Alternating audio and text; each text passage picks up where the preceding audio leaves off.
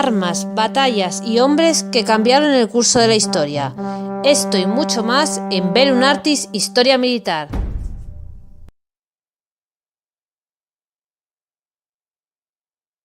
Si alguna vez en la historia de nuestras Fuerzas Armadas ha habido necesidad del arma de caballería, aerotransportada por medio de aeroplanos ligeros, helicópteros y aviones de asalto, es ahora.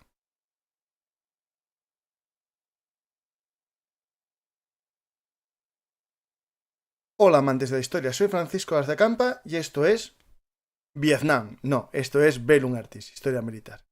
Ojalá pudiese haber empezado el programa con alguna banda sonora de las que todos tenéis en mente cuando hablemos de helicópteros en Vietnam, pero seguro que era tan, tan, tan, tan, tan, tan, tan. Vamos ahí hacia el Mekong en nuestros Way. Y para ello vamos a llenar el depósito de combustible de Bellum Artis Historia Militar. Sabéis que nos podéis apoyar en nuestro sistema de micromecenazgo en patreon.com/Bellum Artis, también a través de los sistemas de micromecenazgo en YouTube y en iVoox, y si queréis también en PayPal en la cuenta Bellum Artis. Espero que os guste este programa que vamos a hacer a bordo de nuestros helicópteros Way con nuestro amigo Aza. ¿Qué tal, Israel? Bueno, pues aquí preparando la M60 del Way y nada, pues un placer volver a estar en tu casa y sobre todo un saludo a todos los que nos están escuchando y los que nos van a escuchar. Yo tengo aquí toda mi banda sonora de todas las películas de Vietnam. Tengo ya a Nancy Sinatra con sus botas preparadas para la lucha. Y vamos a poner un par de altavoces en el primer helicóptero para cabalgar por encima, ¿no?, de los ríos de Vietnam y dirigirnos hacia el campo de batalla. Pues, Aza, hace tiempo te tiré yo, digamos, la moneda. Hicimos un programa sobre helicópteros en Ucrania. Y te dije, ¿por qué no hacemos uno sobre helicópteros de caballería, ¿no? O helitransportada. Y dijiste, pues sí, tengo en mi canal, ¿no? En mi página web, en mi blog, tienes Alpha Combat, es tu página, tu blog, y tienes algún artículo sobre Vietnam porque es un tema que te interesa, y especialmente el tema de los helicópteros también, ¿no? Bueno, en general me gusta todo lo que tiene que ver con la rama terrestre, pero sí es cierto que la rama helitransportada, la rama de los helicópteros en general está un poquito descuidada, la gente no tiende a prestarle muchísima atención y creo que muchas veces es porque no lo promocionan suficiente en los canales, porque sé que hay mucho friki de las aspas, de los choppers. A ver, pero sí, el helicóptero es tú interesante. dijiste que te gusta la Tierra, ¿no? Y realmente aquí estamos ante un problema porque en casi todos los países, ¿no?, el arma de helicópteros es del ejército de tierra. Básicamente en España, en Estados Unidos, en este caso, bueno, es caballería, que era una unidad de tierra, ¿no? Aunque tiene también helicópteros del ejército de aire, ¿no? Sí, bueno, inicialmente los helicópteros estaban metidos dentro de la rama naval y sobre todo dentro de la rama aérea, pero se firmó un acuerdo entre la rama aérea y la rama terrestre en el ejército de los Estados Unidos para que se dividieran las competencias y digamos que la Fuerza Aérea ya no le iba a suplir. Digamos que la Fuerza Aérea ya no podía estar todo encima, o sea, no podía estar encima de la rama terrestre todo el rato para proporcionarle apoyo aéreo cercano, así que empezaron a surgir una serie de programas dentro del ejército de Estados Unidos para desarrollar una nueva rama, para proporcionarle no solamente movilidad, por aquello de la teoría del envolvimiento vertical que surgió en la Segunda Guerra Mundial y antes con el tema de las fuerzas aerotransportadas, sino también para suplirle fuego directo a las tropas.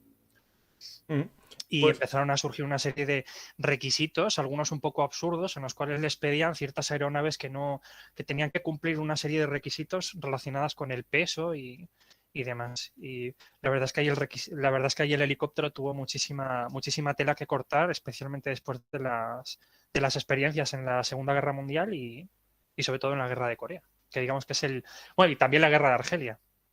Ojo. Sí, en Argelia sí, sí. De la Guerra de Argelia. Se conoce poco. Yo tengo una película que es Argel, que consiste en la lucha urbana por Argel, y es muy interesante. Es una guerra muy poco tratada realmente en el mundo de los podcasts. A ver si un día hago yo algo sobre el tema también. Pues, ojalá, porque la Guerra de Argelia, de hecho, fue la primera guerra en la cual se empezó a utilizar helicópteros artillados y helicópteros de transporte de tropas combinados en un solo eje en el campo de batalla. Sí es cierto que la guerra de Argelia es una guerra era una guerra como muy enfocada en la contrainsurgencia que podemos decir a día de hoy, pero en la guerra de Vietnam se podría considerar que es la primera vez que se utilizó ramas helitransportadas y de ataque en unidades de gran entidad, es decir, de brigada, división, en un campo de batalla que no era tan irregular como pensamos, porque de hecho hubo grandísimas ofensivas y de hecho la guerra de Vietnam es una guerra muy, muy chunga, es muy rara. Bueno, de hecho, la guerra de Vietnam, de hecho, se podría considerar uno de los primeros conflictos modernos del siglo pasado, porque de hecho intervino, o sea, tuvo un peso muy importante en la guerra convencional junto a la guerra no convencional, lo que ahora se denomina como guerra híbrida. Pues tenemos un fenómeno, ¿no? Que esto es de los helicópteros, que en Vietnam, ¿no? Es lo que todo el mundo nos viene a la cabeza, Vietnam, que es donde llega, digamos, al apogeo, ¿no? Es decir, es un momento álgido en el que, por lo menos, un dato que voy a dar yo ahora mismo ya llama la atención, que Estados Unidos dicen que perdió 3.000 helicópteros en la guerra. Es decir, el gran número de helicópteros que sirvieron en este conflicto nos puede dar una señal, ¿no?, del desarrollo de este arma en poco tiempo, ¿no? De hecho, sí, aunque según las fuentes que yo había consultado, porque, ojo, estamos hablando de las bajas que hubo en Vietnam, ¿cierto? En la guerra del Vietnam, si mal no recuerdo, creo que hubo, de hecho hubo hasta más, hubo cerca de 5.600, 5.800 bajas. Claro, a lo mejor los 3.000 son los que son irreparables, a lo mejor. Puede ser. Lo que pasa es que sí es cierto que hay una... El ejército de los Estados Unidos había sacado una relación de bajas durante el conflicto y tenían cerca de 3.500, 3.600 bajas, pero eso era de las unidades solo Way, o sea, los helicópteros Claro. H-1 Way. Claro, a lo mejor son los 3.000 Way, puede ser lo que yo haya visto. Claro, yo creo que es por eso. Claro, a lo mejor vi 3.000 Way yo, justo, sí, puede ser, sí. Sí, perdonad, 3.000 Way, justo, sí. Claro. 3.000 exactamente del modelo Way. Bueno, Way de su familia, de todos los modelos que hubo de este helicóptero, que todavía siguen por ahí dando vueltas a día de hoy. Exacto, en Belumartis nunca cometes errores. Bueno, hay gente que dice que interrumpo mucho, pero intento para aportar cosas. Hay veces que me equivoco, pero en este caso eran 3.000 Way, perfectamente. Que bueno, realmente a mí me hablas de helicópteros Vietnam y me viene un Way a la cabeza. Es decir, no, algún Cobra por ahí dando vueltas, pero algún chino, ¿no? Y alguno más raro que hay por ahí, pero realmente es el Way, ¿no? Que es casi el caballo de combate en este conflicto, ¿no? Correcto. Bueno, algún chino y algún vietnamita y algún camboyano también. No, mentiras, no, pero sí. O sea, el Chinook. Sí.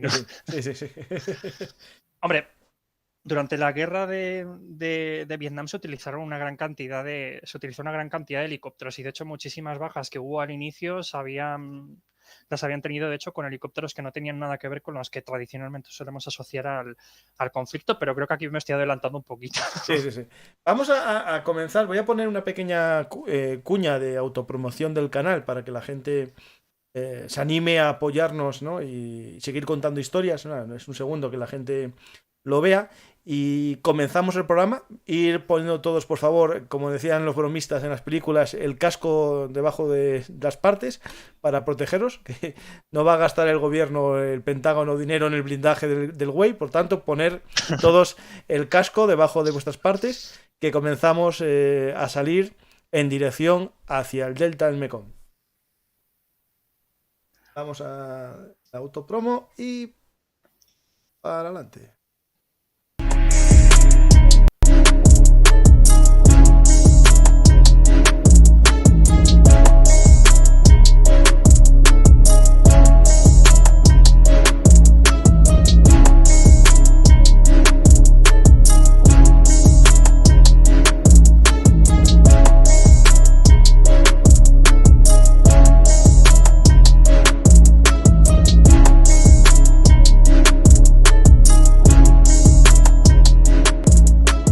Si queréis apoyarnos, nos podéis apoyar en iVoox y en YouTube.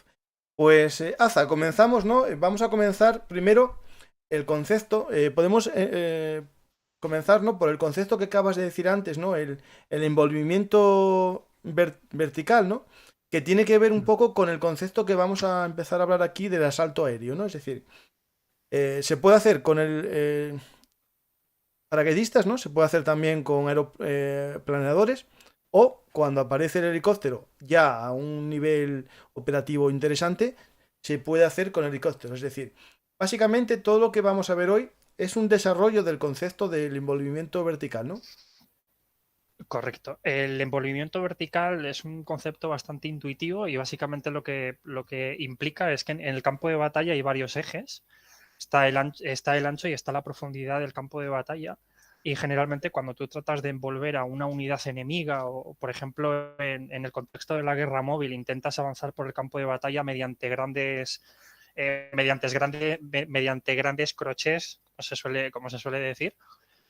Muchas veces lo que es más a nivel táctico,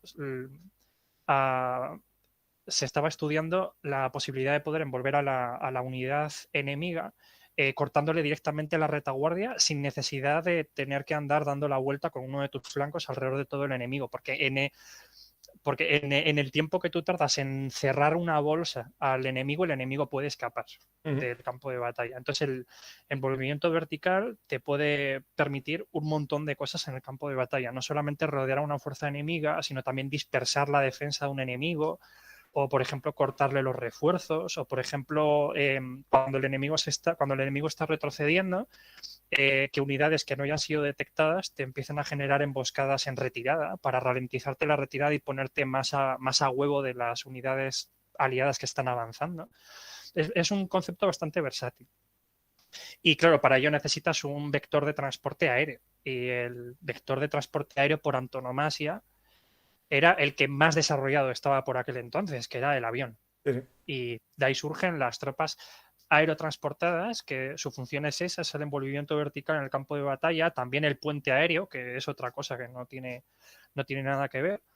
Pero mira, como de hecho la mayor parte de la gente que nos está escuchando ahora seguro que están más familiarizados con el tema de Ucrania, os pongo por ejemplo el caso seguro que todos os acordéis del aeropuerto de Antonov durante las primeras fases del conflicto, que esto lo conoce todo el mundo.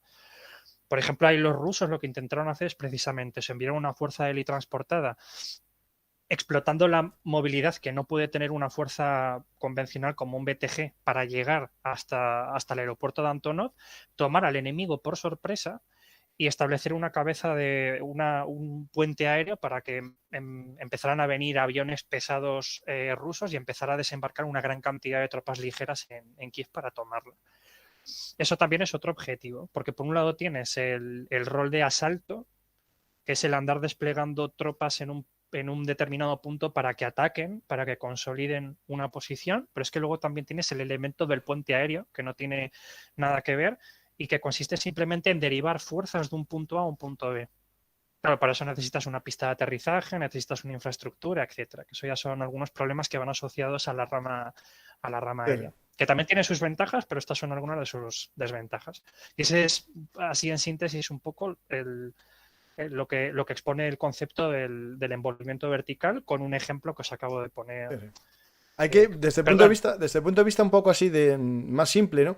Podríamos decir que casi el heredero, los helicópteros, ¿no? El concepto de la infantería transportada, ¿no? En helicóptero, la caballería transportada en helicóptero, más que los paracaidistas, que tiene una complejidad mayor, es casi el tema de los planeadores, que es lo que desapareció, ¿no? Es decir, los planeadores que estuvieron muy, no digo de moda, muy empleados, ¿no? En la Segunda Guerra Mundial, desaparecen al acabar la Segunda Guerra Mundial y desde mi punto de vista, el hueco que dejan ese arma, el planeador, lo coge el helicóptero un poco más tarde, ¿no? Porque al final un infante, como veremos en Vietnam, no necesita un gran entrenamiento para ser transportado en un avión planeador o en un avión de hélice, ¿no? Es decir, al final es un infante que desciende de un medio de transporte, sea cual sea, y combate, ¿no? Cosa que el paracaidista sí que necesita una preparación muy, muy profunda, con varios saltos y un entrenamiento más largo,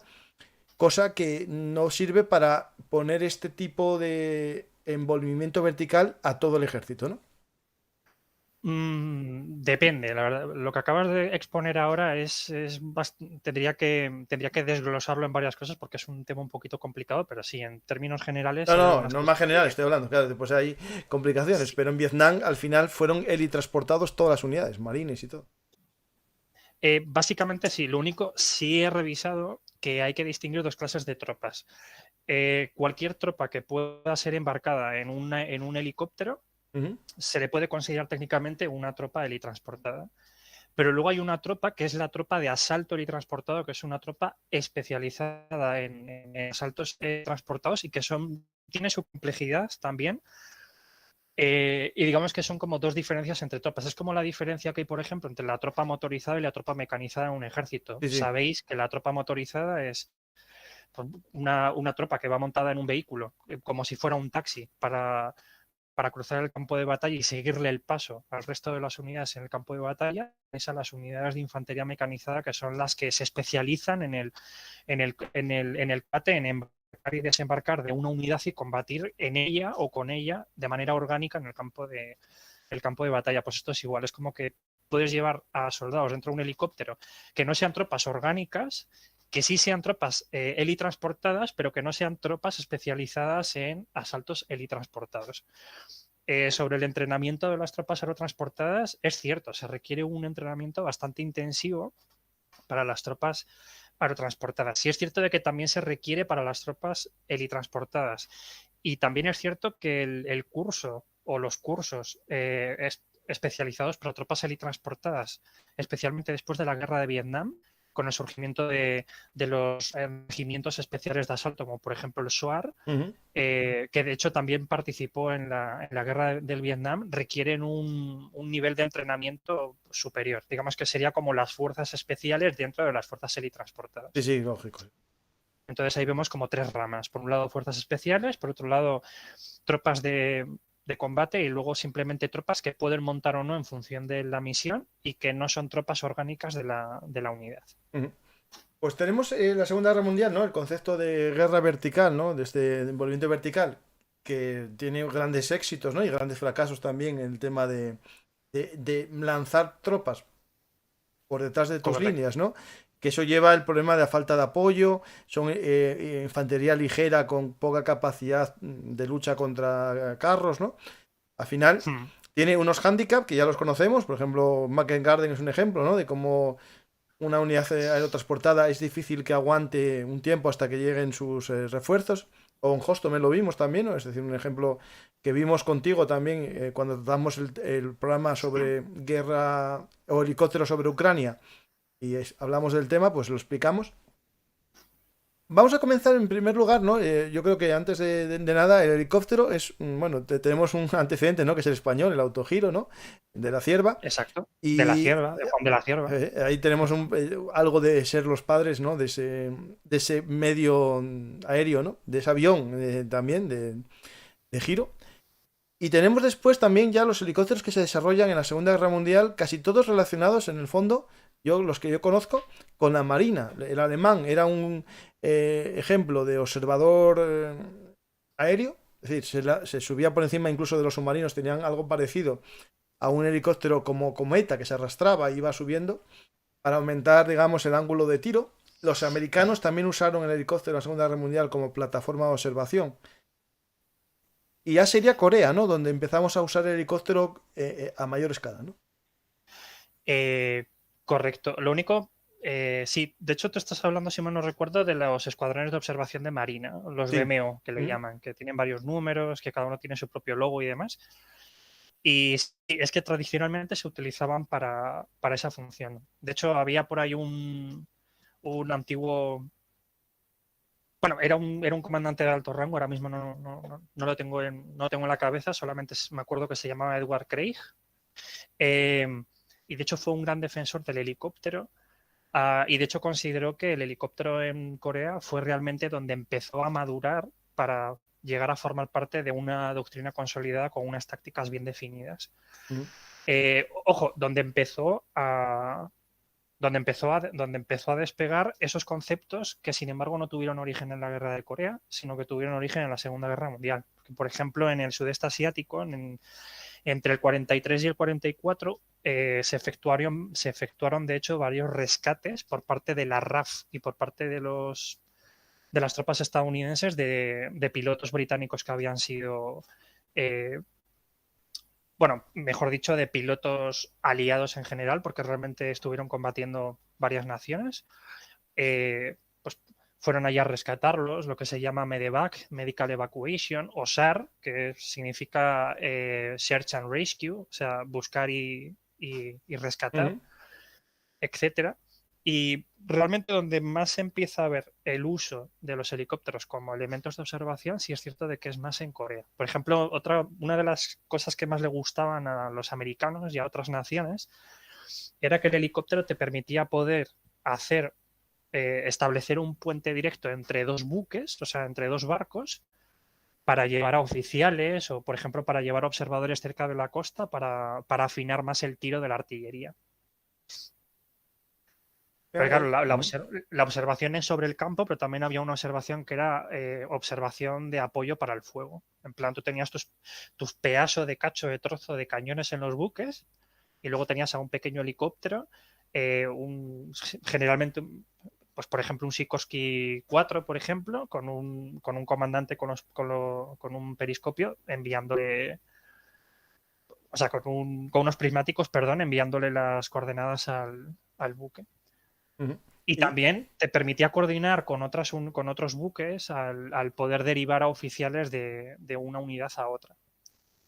Remover minas, etcétera. O sea, la verdad es que en Corea tuvieron unos usos bastante curiosos y se utilizó para todo prácticamente, menos para el desembarco de tropas. De hecho, yo creo que en Corea, ¿no? Lo que nos viene a todos a la cabeza cuando hablamos de Corea y helicóptero, nos viene la opción del helicóptero medicalizado, es decir, nos viene el rescate de personas o intercambio, ¿no? Como tipo ambulancia.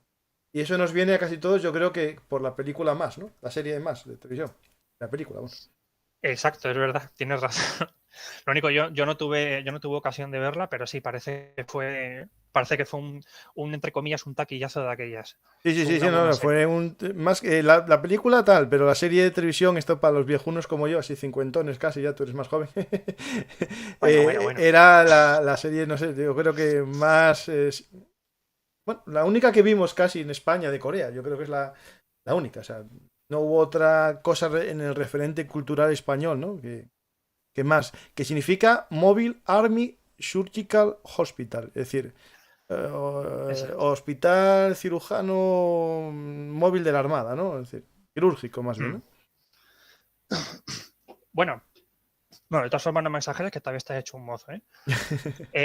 Pero en cualquiera de los casos sí. Cuando alguien piensa en la guerra de Corea, piensa generalmente en el Bow Sikorsky XR4, por ejemplo, piensa en el... Antes dije Sikorsky 4, me vais a perdonar, pero era el que estaba diciendo. El que es de cristal, como pequeñito que tiene toda la cabina de cristal, ¿no?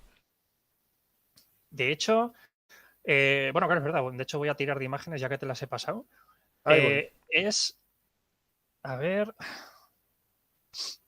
Como siempre, me vais a disculpar todos por no ponerlas yo directamente, pero este ordenador tiene más poca memoria que como lo ponga peta. Debe ser la 7, ¿no? Peta. A ver, que no sé ni qué imágenes tengo. La 7 que sale una ambulancia.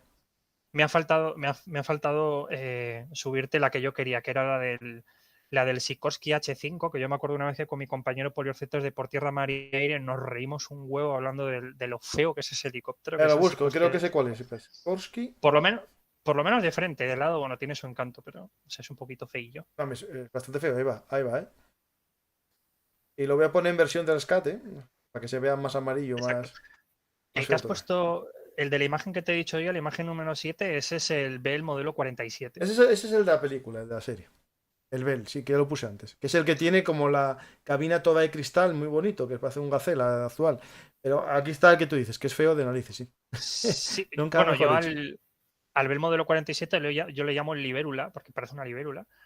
Y de hecho el Bell modelo 47, como puedes ver en la imagen que te he puesto, lo que hicieron fue colocar una especie de camillas cubiertas para evitar que los soldados se cayeran, les amarraban ahí dentro.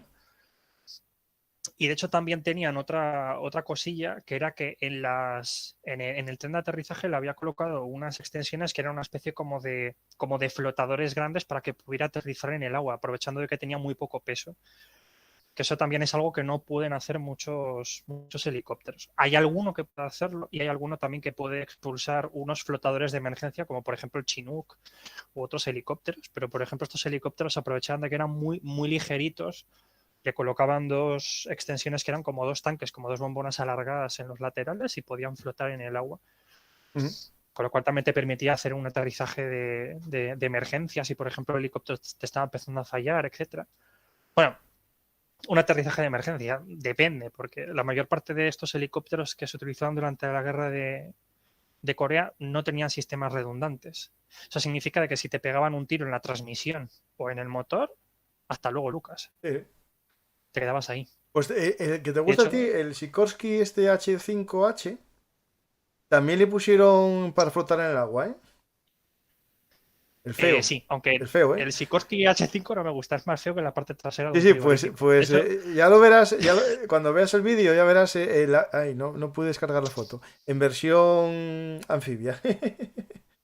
exacto, ojo, pero yo lo considero feo. Cada uno que le considere como quiera, Hombre, a lo pero mejor su diseñador no, pero el resto de gente sí. exacto. Bueno, pero esa cosa fea, el H5 salvó vidas, por lo menos. O sea, y salvó bastante.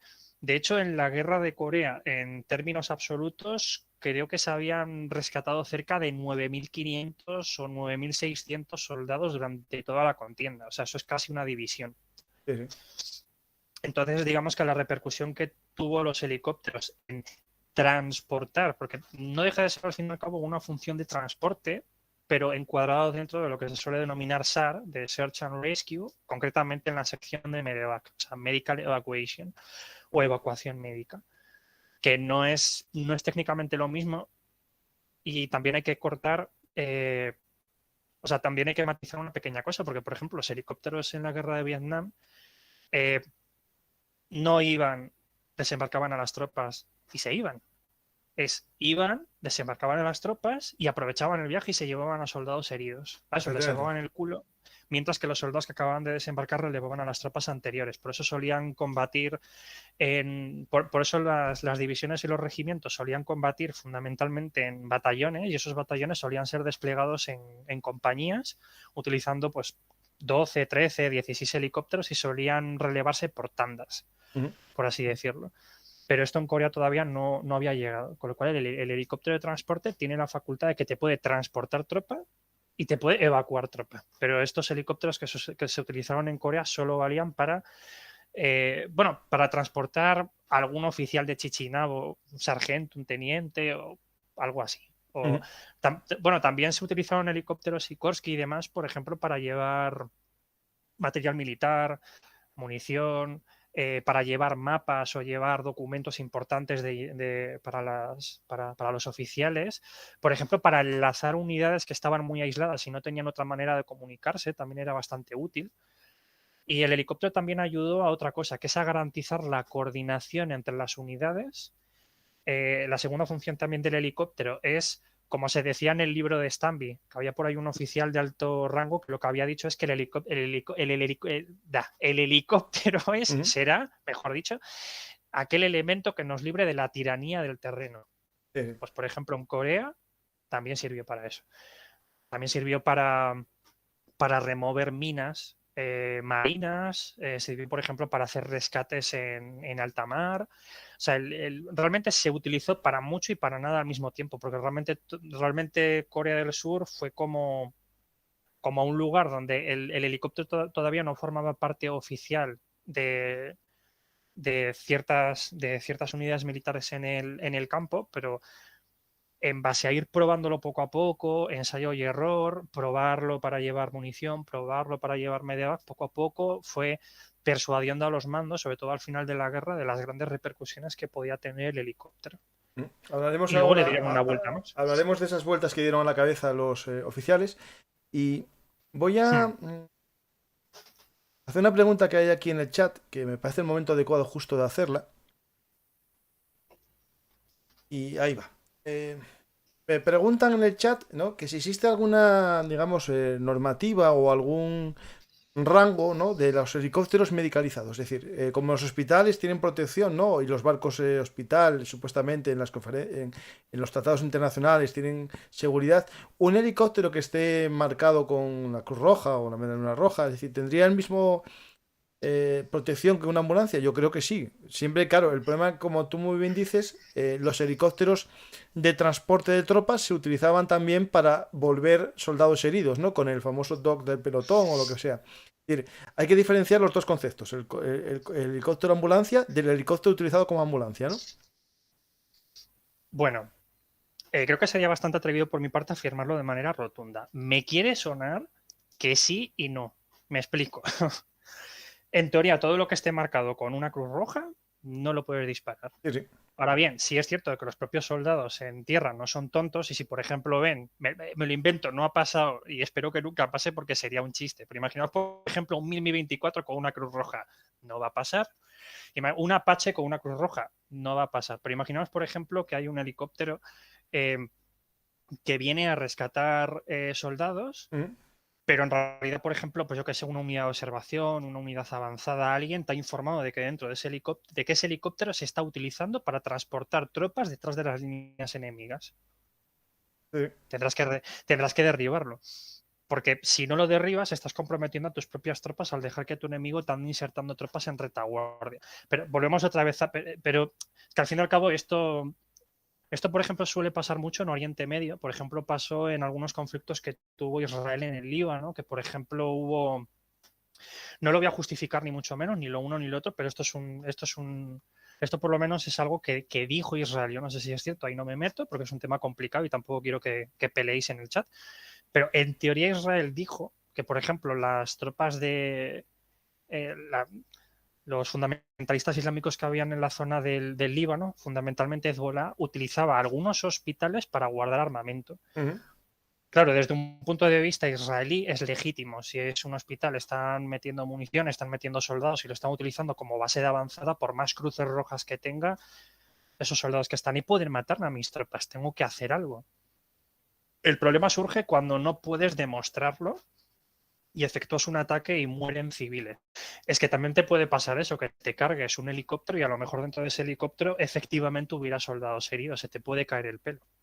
Sí, sí. Quizá no se le puede caer el pelo al Estado per se, pero es probable de que quizá a un oficial o a un suboficial que estuviera al cargo de alguna unidad en alguna subunidad de apoyo antiaéreo y que haya dado la luz verde de disparar, por ejemplo, con un cañón antiaéreo al helicóptero, a ese probablemente sí se le vaya a caer el pelo y le juzguen, por lo menos en un país con dos dedos de frente mínimamente desarrollado. Ujú.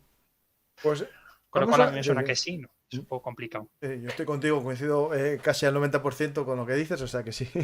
Tenemos un nuevo vehículo, ¿no? Volador que tiene una ventaja, que es que aterriza y despega verticalmente, no necesita grandes pistas de despegue, eso le genera una movilidad superior, ¿no? A otras armas. Y aquí es cuando surge, ¿no? El eterno dilema, ¿no? De, ¿qué es la caballería, ¿no? La caballería, eh, alguien dirá, no, caballería es que va a caballo, no, pues eso ya está anticuado ya en el periodo de entreguerras, ¿no? Ya en los años 30 y pico ya había ese debate, ¿no? Entre la caballería a caballo y la caballería mecanizada, ¿no? O transportada. Y en los años Bueno, 50 sí.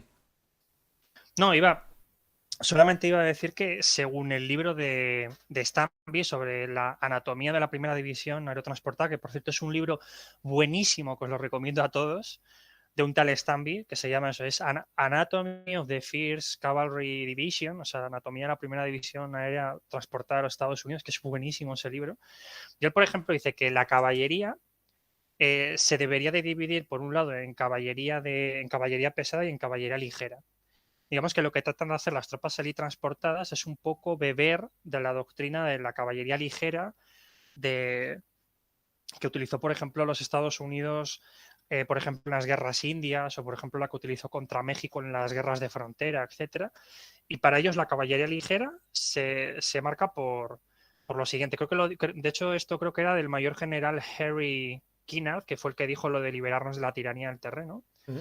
Y él dijo que la caballería ligera en esencia es aquella que te puede permitir cubrir grandes distancias, efectuar operaciones de búsqueda y reconocimiento, efectuar pantallas de movilidad a unidades de infantería naturalmente lentas, es decir, transportar grandes cantidades de tropas rápidamente, enviar mensajes, etcétera.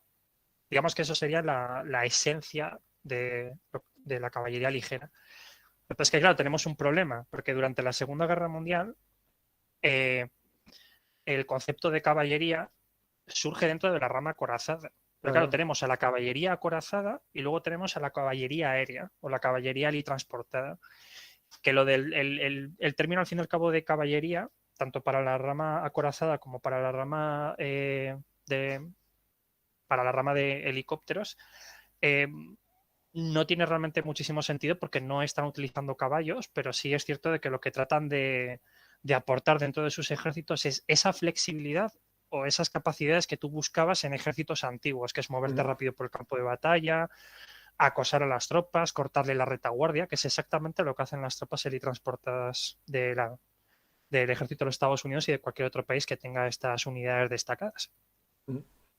De hecho, hablando un poco de cuándo se origina este concepto, ¿no? De la caballería aérea, Uh -huh. surge todo un poco en el periodo de años 50, un poco incluso no en Corea, sino que en Corea se aprende un poco la importancia de este nuevo vehículo aéreo, ¿no? El helicóptero, y aparece todo en la guerra, digamos, la posible guerra nuclear en territorio europeo, ¿no?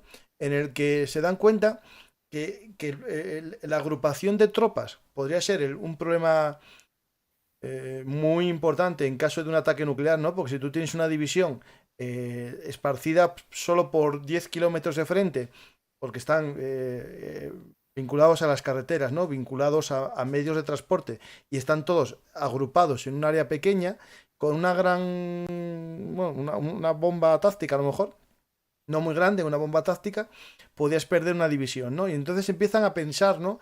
En un concepto de dispersión de tropas dispersas en distintas pequeñas poblaciones, en distintos puntos de la geografía europea, y que con un medio, como podría ser un helicóptero, se agrupase en el momento preciso para atacar rápidamente la retaguardia soviética, ¿no? Es decir, aparece un concepto en el que es necesario romper lo estático, dispersarse y usar un arma muy móvil. Y entonces aquí aparece el concepto, ¿no? De, digamos, de usar el helicóptero. Bueno, me acabas de abrir un melón guapísimo. O sea, Claro, de hecho, durante la Segunda Guerra Mundial, todos hemos visto que las fuerzas aerotransportadas lo que te permitía era un poco lo que dices tú, o sea, lo de tratar de buscar el concentrar una gran masa de tropas en un punto dado. El problema que había era que por cierto, creo que tengo una imagen que es concretamente la diapositiva, la he vuelto a hacer con el Paint, lo Ujú. siento, No, no, pues ¿vale? eso está bien. Por si acaso, me ha quedado muy chunga. Es la número 8. Ha quedado muy chunga, lo siento. Durante la Segunda Guerra Mundial, cuando tú desplegabas a tropas aerotransportadas, necesitabas una serie de requisitos para poder desplegar a esas tropas. En primer lugar, necesitabas una zona lo suficientemente amplia y despejada como para poder hacerlo, y eso era muy difícil. Como los lugares donde muchas veces podías desplegar a estas tropas eh, estaban muchas veces demasiado alejadas, demasiado alejadas, era bastante frecuente que las detectaran las tropas de reconocimiento enemigas y que pudieran organizarse para poder embolsarlas o para Mm. poderlas atacar. Es, por ejemplo, lo que le pasó a los británicos y a los americanos durante la operación Market Garden, cuando iban a ir a por cuando iban a cruzar el Rin para tomar el puente de Arnhem, que les pasó ahí, por ejemplo, perdieron el efecto sorpresa, pero claro, tú tienes una serie de aviones que te están empezando a desplegar una gran cantidad de soldados, que esos soldados son vulnerables desde que saltan, bueno, de hecho el soldado ya es vulnerable dentro del avión per se, Sí, sí. porque aparte estos aviones no solían estar armados, pero es que el soldado es sumamente vulnerable desde que se tira del avión hasta que cae al suelo. Y aparte también hay otro problema, como podemos ver en esta imagen, como todos los soldados tienen que mantener una distancia de seguridad de un soldado respecto al otro para no liarse las cuerdas, Ujú. la zona en la que comprometes el despliegue es muy amplia. En cambio, con el helicóptero no pasa, porque ahí lo que puedes ver es que los soldados van a desembarcar inmediatamente al lado del helicóptero y el helicóptero puede aparcar prácticamente en cualquier sitio. No tiene tanta restricción de área para poder operar. Y encima también otro problema que tienen las tropas aerotransportadas es que una vez que las tropas aerotransportadas han tomado tierra, ya no pueden volver a subir al avión. Pero sí puedes hacerlo con el helicóptero. Imagínate, por ejemplo, que tienes que abortar la misión, Sí. pero ya estás en el suelo. Helicópteros de o si les gasolina suficiente, perdón, te recogen y te evacúan de la zona. Otra restricción también es necesitas además muchísima infraestructura, en plan pistas grandes para desplegar a los aviones, etcétera. Claro, eso, por ejemplo, en un apocalipsis nuclear, ¿no? O en la invasión posible, ¿no?, de Europa, los aeropuertos serían objetivo de un ataque nuclear preventivo, ¿no? Lo primero que yo atacaría sería eso. Y me quedarían estos helicópteros en pequeños pueblos, en pequeñas praderas de estas de Alemania, y podríamos hacer una guerrilla de caballería aérea, es decir, usarlo como tropas de usares, o que lo dice muy bien aquí el concepto, ¿no? Yo el concepto lo veo como los húsares, ¿no? Es decir, pueden golpear a la retaguardia, pueden explorar, pueden flanquear al enemigo, y sería ese el uso. Para hacer una caballería pesada, ¿no? Una caballería ya de choque, tenemos las unidades de tanques, ¿no? Esto podría ser muy bien, yo creo que el ejemplo, usarlo como los húsares, ¿no? Que atacan la retaguardia de forma, digamos, un poco sorpresiva, ¿no? Pues esa sería la idea que empiezan a darse vueltas en la cabeza, ¿no?, de los soldados, de los generales americanos, ¿no? Exacto. Lo que pasa es que sí es cierto que, ¿por qué te cuento un poco lo de la Segunda Guerra Mundial y te meto esta chapa si estábamos hablando de la caballería? Esto es porque después de la Segunda Guerra Mundial se habían dado cuenta de que muchísimas operaciones aerotransportadas, en muchos casos, no digo todos, porque de hecho hubo algunas operaciones que fueron muy buenas. Por ejemplo, la operación me parece que se llama la operación de Overlord, cuando los americanos iban a desembarcar en el propio, o sea, antes del desembarco del día D, que empezaron a sacar un montón de tropas aerotransportadas por Francia. Ahí las cosas salieron tan mal que les salieron bien. Porque de hecho, pasó eso. Si, por ejemplo, hay mal tiempo o, por ejemplo, te encuentras una bolsa de defensa antiaérea que te obliga a volar mucho más alto y los soldados empiezan a saltar del avión porque le han tocado y luego caen al suelo y, por ejemplo, pues caen fuera de la zona donde tenían que desembarcar y se te mueren 4 porque se les ha partido el cuello. A otros les han embolsado y no han tenido oportunidad de combatir. A otros se los han cargado mientras estaban cayendo del avión, etcétera. Puede salir muy mal. Pero, por ejemplo, durante la operación Overlord hubo tantos soldados americanos que acabaron dispersados por el campo de batalla que la defensa alemana se tuvo que disolver en parte para poder buscar a todos esos soldados americanos que había por el campo de batalla, y los alemanes acabaron locos al tratar de buscarlos. Había generado un poco el pánico entre los soldados. Pero no puedes confiar en que todo te va a salir tan mal como para que te salga bien, porque en el proceso pueden salir las cosas realmente mal y que mueran muchos soldados. Entonces, entonces la necesidad del ejército seguía siendo la misma. Necesitamos el envolvimiento vertical, necesitamos desplegar tropas en el campo de batalla. Pero ¿qué ocurrió después de la Segunda Guerra Mundial? Que los americanos habían ganado la Segunda Guerra Mundial y no tenían previsión de otra gran guerra. ¿Qué pasó? Vino la Guerra Fría, empezaron con las demostraciones atómicas, y en Corea ocurrió lo que posteriormente ocurriría en Vietnam. Tenemos una Corea comunista, tenemos una Corea alineada con una serie de dictaduras horribles alineadas con los países occidentales, y se genera una guerra. ¿Qué pasa? Que para 1950 los americanos no tenían el ejército que tenían para 1945 porque habían aplicado la Magic Carpet, la carpeta mágica, y todo ese gran potencial que tenían los americanos durante la Segunda Guerra Mundial, todos esos carros de combate, divisiones, regimientos, muchos de ellos llegaron a disolverlos o se los llevaron directamente a Estados Unidos. Y para 1950 el ejército de Estados Unidos no era ni la sombra de lo que fue en el 45. Y cuando fueron a luchar a Corea, se dieron cuenta de que lo que les faltaba era caballería, porque es esencial la caballería, porque la caballería lo que te permite es poder tomar de manera prematura el campo de batalla mientras tus unidades más pesadas están avanzando. O, por ejemplo, maniobrar en el campo de batalla, por ejemplo, para poder para poder detectar y prepararte para un contraataque. ¿Y qué ocurrió en Corea? Corea es un terreno extremadamente montañoso. Cuando vienen las temporadas de monzón y de lluvias se vuelve todo un barrizal, no hay Cristo quien se mueva. Y las tropas americanas iban extremadamente lentas, junto con las surcoreanas. Y se dieron cuenta para la guerra de Corea de que Estados Unidos había perdido literalmente su capacidad de caballería.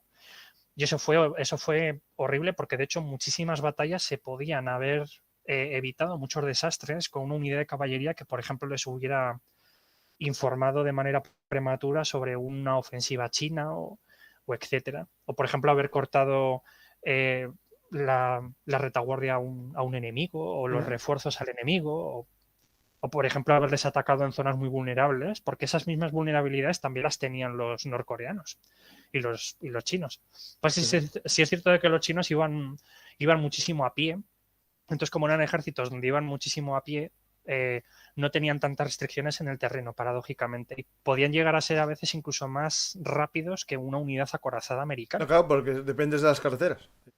Efectivamente. Y en países con pocas infraestructuras y montañosas. Y bueno, Corea no es Vietnam, pero bueno, tiene bastante bosque. Al final todo eso dificulta, ¿no?, el movimiento de tropas blindadas, acorazadas, automovilísticas. Es decir, al final necesitas algo que te pase por encima de los obstáculos, ¿no? Y ese concepto lo ven aquí. De hecho, no sé si tienes algo que añadir, pero yo también tengo un ritmo y vamos a ir entre los dos hablando. Y yo tengo aquí una foto de un militar, Gavin, que escribió en el año 1954, en abril, en la revista Harper, un artículo en el que teoriza, ¿no?, sobre el concepto de una nueva montura, de un nuevo caballo, que es el helicóptero. Y este hombre que tenía experiencia en las unidades aerotransportadas en la 82, en los All American, ¿no?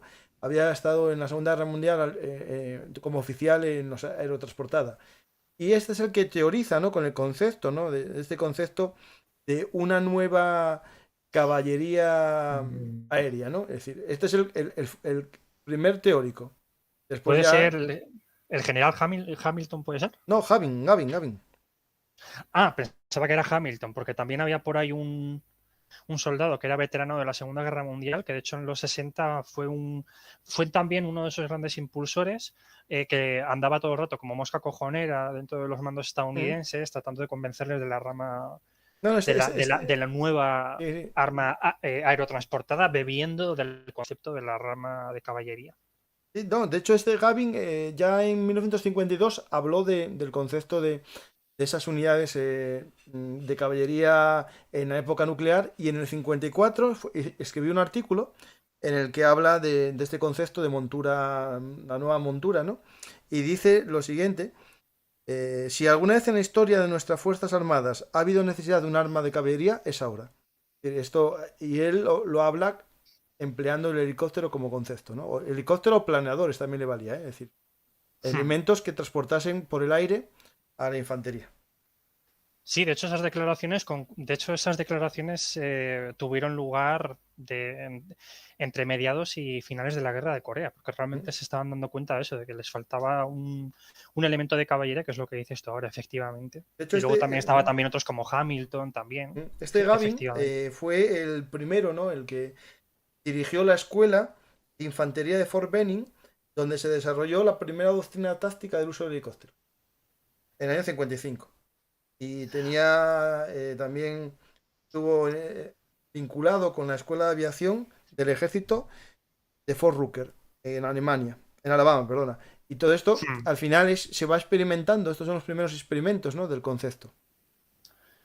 Sí. De hecho fue así. De hecho, si mal no recuerdo, mediados de los 50, de hecho, los estadounidenses también se habían convertido en los primeros en haber podido desplegar una fuerza entera del tamaño de una división por primera vez en la historia con helicópteros, que lo hicieron también lo hicieron no me acuerdo ahora mismo de cómo se llamaba el fuerte, pero utilizaron en las fuerzas.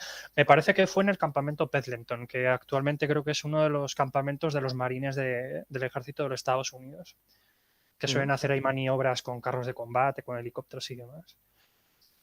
Porque después hubo en los años 60 lo que llaman las pruebas de asalto aéreo 1 y asalto aéreo 2 de Fort Belvoir. ¿Será eso? En el 62. Puede ser, porque de hecho más o menos por esa fecha fue cuando empezaron de hecho, fue en el 62-63 más o menos. Sí, va a ser esto, sí. Claro, cuando estaban practicando con la 11ª Sí. de caballería, que después llegaría a formar a la primera de caballería. Que de hecho Sí, la es primera esto, de sí. caballería surge de la número 11. Sí, se llamaba la 11 División de Asalto Aéreo Experimental. Exacto. Y esa hizo unas maniobras que se llaman Asalto Aéreo 1 y Asalto Aéreo 2 en el Fort Belvoir, en Virginia, en Virginia, que se sacó un informe de 3.500 páginas en las que hubo una serie de lecciones, ¿no? Y esas lecciones, una de ellas es, por ejemplo, la voy a leer: salir en busca del enemigo en un área amplia, localizarlo y trasladar todos los recursos necesarios de potencia de fuego y tropas para destruirlo. Es una de las cosas que se ve de ventaja de estas unidades aéreas. Y también, por ejemplo, una conclusión muy importante que saca el informe: la adopción por el ejército de la doctrina aeromóvil, aunque pudiera quedar imperfectamente descrita y justificada en este informe, es necesaria y deseable. Es decir, aquí este estudio ven los problemas que pueda tener, por ejemplo, parecido a las aerotransportadas al final: poca potencia de fuego contra carros, escasa protección artillera, ¿no? Y al final se va aprendiendo una serie de conceptos que se desarrollarán mejor ya en Vietnam poco después, porque estamos hablando de esta unidad experimental 11 División en el año 62. Claro, de hecho, 63, el informe perdón, que tú me 63. estás diciendo, ese informe me parece que finalizó en 1965, porque creo que las pruebas empezaron, en el 62-63 con la 11, con la 11 División. Sí, porque justo en el 65, McNamara, viendo este informe, leyéndolo en el 65, tardaron 2 años en hacerlo, es cuando decide, ¿no?, crear el concepto de la primera división de caballería. Efectivamente. Que de hecho fue a raíz de... Bueno, es que de hecho fue McNamara, porque de hecho McNamara fue uno de los grandes impulsadores de grandes cambios dentro del ejército. De hecho, también él se puede apuntar el tanto por haber sido una de esas moscas cojonas también dentro de la administración de... Vaya, ahora mismo no caigo, pero estaba Fitzgerald Kennedy, que le asesinaron en el 63. Espera, espera, ¿cómo era el sucesor espera. El de Kennedy, al morir Kennedy fue... Espera, me fue este que... Ahí, ¿cómo se llama? Espera, Johnson. Lyndon B. Johnson. Exacto. Pues por ejemplo, McNamara fue también uno de los que anduvo presionando para meter el M16 en servicio, en detrimento del M14. Que después, más adelante, cuando empieza a hablar un poquito de Vietnam y empieza a meter el cuchillo de la batalla de Da Nang, os voy a hablar un poco del M16, que también hay un poquito de mito al respecto, porque también ahí se empezó a emplear el M16 de manera bastante destacada. Pero sí, primero tenían la 11 y luego para 1965 en el propio campamento de Virginia la habían pasado a la primera de caballería, que es la que reconocemos ahora, que es la primera división por eso se llama la primera, la primera división de caballería de Estados Unidos, helitransportada. De todas formas, ojo, porque creo que también hay que hacer una pequeña reflexión acerca del concepto. En las fotos que os he pasado, en las últimas dos fotos, en la 33 y en la 34, por ejemplo, si vemos la organización de la primera unidad de caballería, porque ojo, la primera unidad de caballería existió en la Segunda Guerra Mundial, lo que pasa es que la primera división de asalto aerotransportado surge a partir de la primera división de caballería. Pero esto es muy típico en Estados Unidos heredar, ¿no? La 101 procede de una división también de infantería, si no recuerdo mal, y se convirtió en aerotransportado. O sea. Exacto, correcto. Por ejemplo, si miramos la organización de la primera de caballería, aquí lo que vemos fundamentalmente es infantería ligera por todos lados, morteros, artillería, etcétera. O sea, fundamentalmente lo que vemos aquí es infantería. Infantería motorizada o escasamente... Bueno, en el caso de los estadounidenses la infantería estaba bastante motorizada para poder avanzar bien rápido por el campo de batalla, etcétera. Pero luego, por ejemplo, cuando llegó el año 1965, que tengo ahí en la foto número 34, tienes la organización de la primera división de caballería aeromóvil de 1965, ahí lo que vemos es, pero claro, cuando la gente piensa en la primera caballería, también piensa en toda la estructura, tiene que ser helicópteros de punta a punta. Pues no. Vemos 3 brazos principales que están compuestos fundamentalmente por infantería, que es lo que vemos ahí. Vemos infantería por todos lados. La primera brigada de infantería, la segunda brigada de infantería y la tercera brigada de infantería. Todas estas tropas de infantería se suelen colocar en un brazo aparte porque esas tropas pueden ser montadas pueden ser montadas para ser desplegadas en el campo de batalla, pero al final del día van a combatir como una infantería ordinaria y no necesitan ser desplegadas por helicópteros para seguir comportándose como una unidad de infantería. Hay unas que vienen con el símbolo de Airborne, es decir, que tienen entrenamiento aerotransportado o proceden de una unidad aerotransportada. Las que tienen una especie de V encima significa que son tropas de combate helitransportado. Vale, Digamos no, que esas sí, esas son, mecanizada. digamos, la segunda y tercera brigada. Y la primera pone Airborne. La primera pone Airborne. Sí. Pues me acabas de pillar, pero me parece que las primeras Airborne... Me acabas de pillar. Es verdad, yo pensaba que todas tenían No, es que me llamó la atención, sí. A ver, espera. Claro, es que yo me he puesto ahí a subir fotos a casco porro y no me había fijado, pero sí, es verdad. Vale. Pues espera. No, va a ser esto, mira. En inglés, to form the division, para formar la división, todos los miembros de la 11 División de Asalto, la experimental, incluidos los paracaidistas cualificados de la primera brigada y 2 brigadas de infantería de la segunda división de infantería, fueron convertidos a la primera división de caballería aeromóvil. Claro, ahí está. Básicamente, que estos son los los que estaban en la experimental. Había una brigada de aerotransportada, a lo mejor de la 101, 82 o de otra unidad, y después tenían 2 brigadas de infantería que fueron entrenados para los helicópteros. Por eso hay la primera brigada que procede de una unidad aerotransportada y la segunda y tercera brigada que proceden de una unidad de infantería. Mira, pequeño detallito. Y todo esto viene de la 11. Yo lo que asumía era que las tropas que van en helicóptero, que tienen como el simbolito de Airborne, que no sabía que la tenían en el 95 los de la primera división, es un datito muy pequeño que se me ha pasado por encima. Yo pensaba que ya estaban facultados para poder efectuar saltos con paracaídas desde helicópteros, porque de hecho se hace. O sea, tú puedes volar con un helicóptero alto porque el techo de vuelo de un helicóptero puede llegar hasta los 5 kilómetros, 6 kilómetros incluso de altura, o sea, 6.000 metros, que es muchísima altura, y puedes efectuar desembarcos aéreos con los helicópteros, en teoría, sin ningún tipo de problema. Y hay soldados que están especializados en lanzarse, por ejemplo, desde los Chinooks o, por ejemplo, desde los Black Hawk, que se pueden tirar con paracaídas. De hecho, hay vídeos en YouTube que evidentemente no los vamos a poner porque no los he bajado, y aparte porque nos pueden meter un sabrazo con el copyright.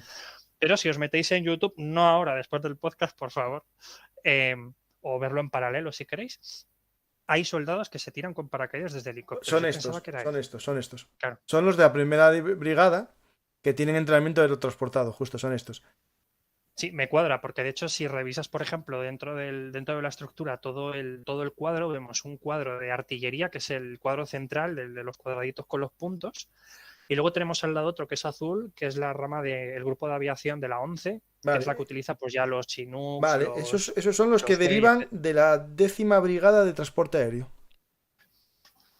Correcto. De hecho, claro, aquí hay otro detalle, ahora que lo dices, porque claro, aquí por ejemplo vemos que tenemos batallones de artillería, también airborne, y también tenemos artillería de asalto aéreo y transportado. Y claro, mucha gente dirá, ¿qué pasa? ¿Que las piezas de artillería M107 ahora tienen aspas y vuelan? Bueno, casi. Tiene un Chinook que los lleva. Casi. No tanto en un Chinook, que también, De hecho, también se puede llevar en los... Bueno, en la guerra de Vietnam estaba el Chinook y luego también estaba el anterior, el CH-46, que es Vaya, lo tengo en la punta de la lengua. Es que se llama CH-46, pero tenía un nombre, que es el Sea Knight, el caballero... Sí, voy a el buscar la caballero del foto, mar. que es un poco más feo que el chino. Sí. Bueno, de todas formas, las fotos te las he puesto allí, que te puedo decir cuáles son. Es la foto número 27. Es el que. Este es no, este es el Chinook. Exacto. Vale, No, no, no. El la foto feo. 27 es el CH-46. Ah, Y luego tienes el Chinook, que es el 28. vale, es que Ese es el este. Chinook, que además os puse esa foto del GER alemán para que vierais realmente las pocas restricciones de terreno que tienen. Mm. Y No, más en el caso de los Chinooks. yo tengo otro helicóptero que encontré, que no sé qué modelo es porque qué fotos y salió. El Puede Sauni. ser El Sauni. el Sauni, la banana voladora que le Es llaman. como una especie de boomerang con. Es muy Sí, feo. Este el, es el Sauni, justo, este es muy feo, no me digas que no. el CH-23. El Sí. El CH-23. Que Sauni es no el que yo puse te foto. decía que era de 2 hélices también y feo, feo, feo. Feo. Que yo le llamo la banana voladora, me parece una banana, o sea, no. Sí, sí. Y luego también hay otro helicóptero que me gusta bastante, que es es la foto número, vaya, ahora mismo no la encuentro. O sea, tenías por ahí la foto 27 y luego tenías la foto 28, que no sé si la has puesto, que ahí se ve a las tropas alemanas Sí, GER sí, sí, siendo sí, sí. desplegadas en un gris. Hay una foto 23 que sea un helicóptero así un poco raro. No, este no es. El 23. A ver. Ese es el. Madre mía, lo tengo en la punta de la Yo tengo lengua. uno aquí que es muy famoso de Vietnam también, antes de entrar después en otros helicópteros, que es de transporte bastante grande, el que tiene como la cabina por encima, más alto, como de 2 plantas. Uf, lo tengo ahora mismo en la punta de la lengua y no. Pero lo busco, lo No, busco. Pero no me viene. bueno, Es que hay un montón de helicópteros por ahí. pero bueno, está la foto aquí, si alguien no sabe nos lo dice. Sale en varias películas, este se ve bastante en alguna película. Mira, de hecho, algo que quería comentar aquí, ahora que estamos hablando un poco de la creación de la primera unidad de caballería, Ujú. voy a leer los datos, un poco los datos de esta unidad para que nos hagamos una idea, ¿vale? La Dale, dale. primera división de caballería, formada, como dijimos, por la 11 División Experimental, más la 10ª Brigada de Transporte Aéreo, que es la que le aporta todos los helicópteros, ¿vale? Exacto, cierto. Básicamente tenemos 16.000 hombres, 434 helicópteros, la mayoría de ellos los Way, ¿no? Los UH-1. Todo ello en 8 batallones de infantería aeromóvil, 3 batallones de artillería ligera, un batallón de lanzacohetes de artillería aérea, un escuadrón de reconocimiento de caballería aérea y un batallón de ingenieros y otras unidades de apoyo asociadas. En el organigrama que me ponías, que pusimos antes, el de la 30 y, espera, el de la página 34, dice el texto, la leyenda en inglés, justo una cosa que tiene que ver con esto que acabo de leer yo, Escuadrón de Reconocimiento de Caballería Aérea. Y dice aquí, only the Division Air Reconnaissance, no sé, yo soy muy mal para leer inglés, ¿vale? Lo entiendo bien, pero mi acento es muy malo. And Security Element, es decir, solamente la división, el elemento de reconocimiento y seguridad es una verdadera caballería, un verdadero escuadrón de caballería. Es justo este que acabo de leer ahora, este escuadrón de reconocimiento de caballería aérea. Es lo que ellos entienden como verdaderamente caballería aérea. Al otro, podemos poner un símil, ¿no? Un símil entre los húsares de caballería y los dragones, ¿no? Que son gente que usa el caballo solo como transporte, ¿no? Pues Claro. podríamos decir que consideran al resto dragones y los únicos verdaderos jinetes serían estos, ¿no? Qué bueno. Mira, de hecho te lo iba a haber dicho antes, pero se me había olvidado. Pero sí, es verdad, cierto. Serían como dragones, porque la diferencia antigua entre un dragón y una caballería normal y corporal es que, por ejemplo, el húsar es una ligera que iba al combate, mientras que luego tenías a los dragones que eran como soldados de infantería que iban montados en un caballo, bajaban del caballo para combatir a pie y luego volvían a subir y se iban a otra posición. Es verdad, tienes razón. Muy buen ejemplo. A ver, los clásicos nunca mueren. De hecho, molaría más, en plan, primera división de dragones. Queda más épico. Sí, pero debe ser porque los americanos no tienen a lo mejor en su historial el término de dragón, porque el séptimo de caballería, famoso, el de Custer, realmente es una unidad de Eran dragones, no es una dragones. unidad de caballería, porque no tenían Sí, el entrenamiento para luchar a caballo. Bueno, hicieron una carga en la guerra civil, pero realmente es una unidad más bien de dragones. sí, es verdad. Tienes razón. Sí, la caballería que utilizó, por ejemplo, el coronel Custer, por ejemplo, sí, sí es cierto Sí, de que iban a caballo, pegaban 2 o 3 tiros, pero después bajaban del caballo y ujú, sí, combatían a pie. Muchas veces. Bueno, no siempre, cuando tenías que enfrentarte a otras unidades de caballería. ujú, Pero sí es cierto. Muchas veces iban a una posición, bajaban y combatían como infantería. O iban a fuertes y demás. Bueno, de hecho es bastante curioso porque, por ejemplo, te voy a poner yo otro símil, ahora que has abierto también ese otro melón rico, rico, ahora que hace calorcico, que es que, por ejemplo, en el desierto, en Estados Unidos, cuando estaban con las guerras indias, ellos establecieron muchísimos fuertes y la manera más rápida para poder llegar de un fuerte a otro lo más rápido posible para reforzarlo a tiempo y ujú. poder resistir un ataque indio muchas veces era utilizando la caballería.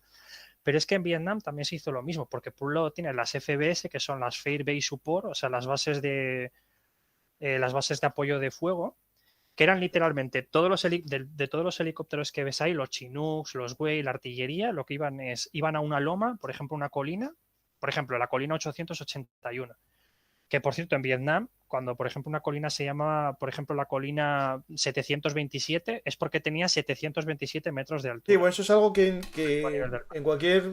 Yo creo que en la Guerra Civil Española también se usaba y en la Segunda Guerra Mundial mucho. Sí, Cuando alguien lee libros, ¿no? Cuando dicen colina tal, es por la altura. Es decir, es muy difícil que en la misma zona geográfica coincidan dos colinas exactamente con los mismos metros, ¿no? Por lo tanto, se coge como exacto. referencia eso. Mm. Y si no, siempre puedes agregarle un metro más, que total nadie va a ir También, con una justo. regla a medirlo. O le pones un metro más de altura en el centro de la colina y bueno, ya cuadra. Mm, Eh, pues lo que hacían era, si iban a lo alto de una colina, la despejaban completamente, soltaban a un batallón, 2 batallones de infantería y se ponían a cavar. Esto, por ejemplo, aparece en la película de Platoon, que de hecho al inicio de en el primer tercio de la película, una base. Eso es una base de apoyo de fuego. Las bases de apoyo de fuego se suelen hacer generalmente en zonas llanas y abiertas o en lo alto de las colinas. Y lo que hacen las Fair Base Support es te deja un destacamento del tamaño de 2 compañías a un batallón de infantería y te colocan de todo. Puntos de ametralladoras, sensores de reconocimiento, visores nocturnos, radares para detectar infantería, te ponen artillería, te ponen morteros, te ponen algún que otro carro de combate como un M48 Patton, o te pueden llegar incluso a poner un M42 Duster, que es muy bestia. De hecho, algún día tendría que hablar de las Fair Base Support, porque Pues sí, daría sí, para un programa cuando entero. quieras, haz. Son, son guapísimos. O sea, lo de las Fair Base Support me encanta. Tú tienes un montón de infantería que te empieza a hacer trincheras, te hace un almacén subterráneo donde te mete munición y luego te pone una estación de radio subterránea. Y luego las Fair Base Support lo que suelen servir generalmente es para habituallar a las tropas que están combatiendo cerca, para soltar patrullas o LURPs, que los LURPs son las unidades de reconocimiento de largas distancias, que son fuerzas especiales o unidades de infantería muy curtidas del tamaño de un pelotón o menos, que se suelen adentrar en la selva y suelen ir muy, muy, muy sigilosos y no van a buscar combate, van a detectar al Ujú. enemigo. Y cuando detecta un enemigo, llaman a la Fair Base Support y envían a un destacamento de fuerza aerotransportada desde la Fair Base Support, mientras la artillería que tienes en la Fair Base Support te dispara con la artillería. Eso, por ejemplo, te lo he dibujado en la imagen número 9 para que la gente pueda verlo de manera mucho más directa. Ahí va la 9. Exacto. En la página número, o sea, en la imagen número 9, lo que vemos es lo siguiente. He puesto una FBS, o sea, una Fair Base Support, que yo la he llamado Velum Martis, porque todas tienen nombre y ya que estoy aquí de Buen invitado, nombre. pues un buen guiño. Tenemos una Fair Base Support que se llama Velum Martis, donde tenéis, por ejemplo, un batallón de infantería ligera, tenéis un par de carros de combate y tenéis 5 piezas de artillería distribuidas en diamante dentro de la base. Y es una base pequeñita, no tiene mucho misterio, son 200 metros, 250 metros de diámetro. O sea, es una base relativamente pequeña, pero Ah, está esto, muy bien. estas bases de apoyo todavía a día de hoy en Afganistán, bueno, ya no, se usaron. Sí, Hay una película sí, bastante interesante, la de Restrepo, que no sé si una de apoyo, pero sí es una base de correcto. estas que está aislado por ahí, el documental Restrepo. Y es interesante porque bueno, es que es estar aislado en mitad de la nada, a veces en territorio hostil completamente. Y da un tipo de guerra, ¿no? Muy interesante porque necesitan del helicóptero para el suministro diario. Exacto. De hecho, esto, por ejemplo, entra. Bueno, primero os explico la imagen y luego Sí, os lo voy a comparar con. Os lo voy a comparar con otra nación. Pero vosotros tenéis una Fair Base Support y veis que en el mapa hay como un circulito alrededor con varias líneas. Eso significa Stronghold, o sea, como posición fortificada. Es una posición fortificada, está en lo alto de una colina. ¿Qué pasa? Que vosotros habéis enviado una unidad de reconocimiento, unos LURP, que están arriba de todo a mano izquierda, y han detectado aproximadamente, pues yo que sé, a dos compañías de Charlies, o sea, del Vietcong, por así decirlo.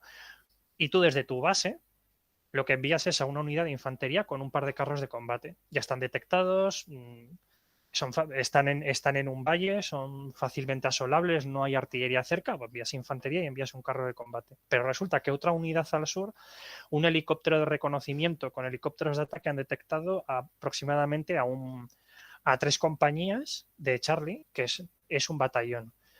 Entonces lo que haces es lo siguiente, envías al, nor, al noreste, perdón, al noroeste envías aproximadamente a 2 compañías de infantería y transportada y las dejas ahí, relativamente cerca de la zona de combate. Y luego al sur metes otra unidad también de fuerzas aéreas transportadas del tamaño de una compañía, en este caso estarías combatiendo una proporción de 1 a 1, y los colocas de esta manera con los helicópteros de ataque atacándoles por el flanco y la infantería por el norte y la infantería por el sur, para crear una especie de cuello de botella uh-huh. y dejar que desde la Fairbase Support, la gran Belu Martis a la que tenéis que suscribiros, Y dar a me efectúe gusta, por fuego. favor. Y dar a me gusta sin duda, ¿eh? Exacto, exacto. Machaque al Vietcong con la artillería a una distancia de 12 kilómetros. Entonces, si esta infantería estaría combatiendo en una zona un poco peligrosa, pero está combatiendo dentro de los márgenes de la Fair Base Support. Y la artillería está básicamente rozando a los vietnamitas. Entonces, claro, ¿qué problema hay? Que tú cuando despliegas infantería, la infantería normalmente suele ir con lo opuesto, no lleva mucho más. Te lleva una ametralladora M60 como mucho, te puede llevar a lo mejor un mortero de 40 milímetros, te puede llevar a lo mejor una T4, o sea, un lanzacohetes pequeñito, el mítico Lau, Uh-huh. este que es muy pequeñito El de usar y que le tirar. podías El de usar y tirar, que sí. parecía como un catalejo exacto de usar y tirar. Y poco más, no tenía nada más. La única base de fuego que tenían, aparte de la que podían proporcionar ellos con el M60, era la de los propios helicópteros durante la tarea de embarco y desembarco y algún helicóptero de ataque en la región. Pero necesitan apoyo de fuego, porque no tienen carros de combate, no tienen, digamos que no tienen ningún vehículo para poder combatir dentro del sistema clásico de armas combinadas. Entonces, la falta de medios blindados tiene que ser compensado por potencia de fuego. Uh-huh. Y es ahí donde interviene el helicóptero por un lado y la artillería por un lado. Si no puedo asolar al enemigo y si no puedo arrollarle con carros de combate y si lo único que tengo nada más es carne, pues voy a luchar con carne y con fuego, con el fuego de la artillería. Y con eso puedes derrotar a unidades enemigas muchísimo más grandes siempre y cuando puedas mantener el efecto sorpresa, porque también muchos problemas que tuvieron los americanos, es que muchos encuentros se alargaron demasiado en el Claro. tiempo. Uh-huh. Ahí Porque ya digamos que empieza a llegarte, digamos, unidades regulares enemigas, artillería enemiga incluso también, y ahí empieza claro, a ver el problema, porque al final, si estamos hablando de una unidad, ¿no? Como similar a los húsares, ¿no? O, exacto, golpea y marcha, es decir, no puedes pensar en quedarte en una zona para tomar el terreno. exacto. Que también alguien dirá, Oye, Aza, ¿y por qué los franceses no utilizaron helicópteros durante la guerra de Indochina contra Vietnam?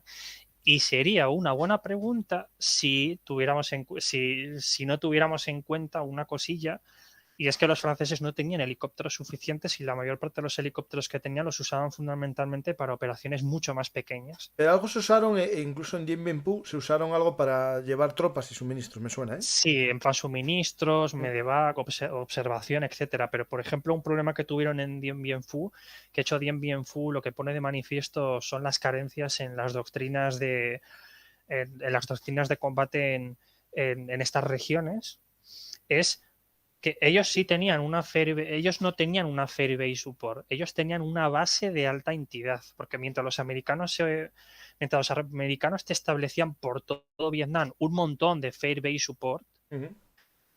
y mientras los americanos tienen un montón de helicópteros que podían atacar de manera prematura una unidad antes de que llegara la Fair Base Support o podías reforzar la Fair Base Support, con la base francesa en Dien Bien Phu no pasaba lo mismo porque los vietnamitas, para empezar, la base de Dien Bien Phu estaba en el valle, Eh, porque la única manera que tenían para poder reaprovisionarse con material era utilizando una pista de aterrizaje. Al necesitar una pista de aterrizaje necesitas un espacio llano y grande. Entonces necesitas hacerlo en el valle. Pero las Fairway Support americanas, como te permiten utilizar el helicóptero en espacios mucho más pequeños, pueden utilizarla desde la colina y suelen elegir colinas muy grandes.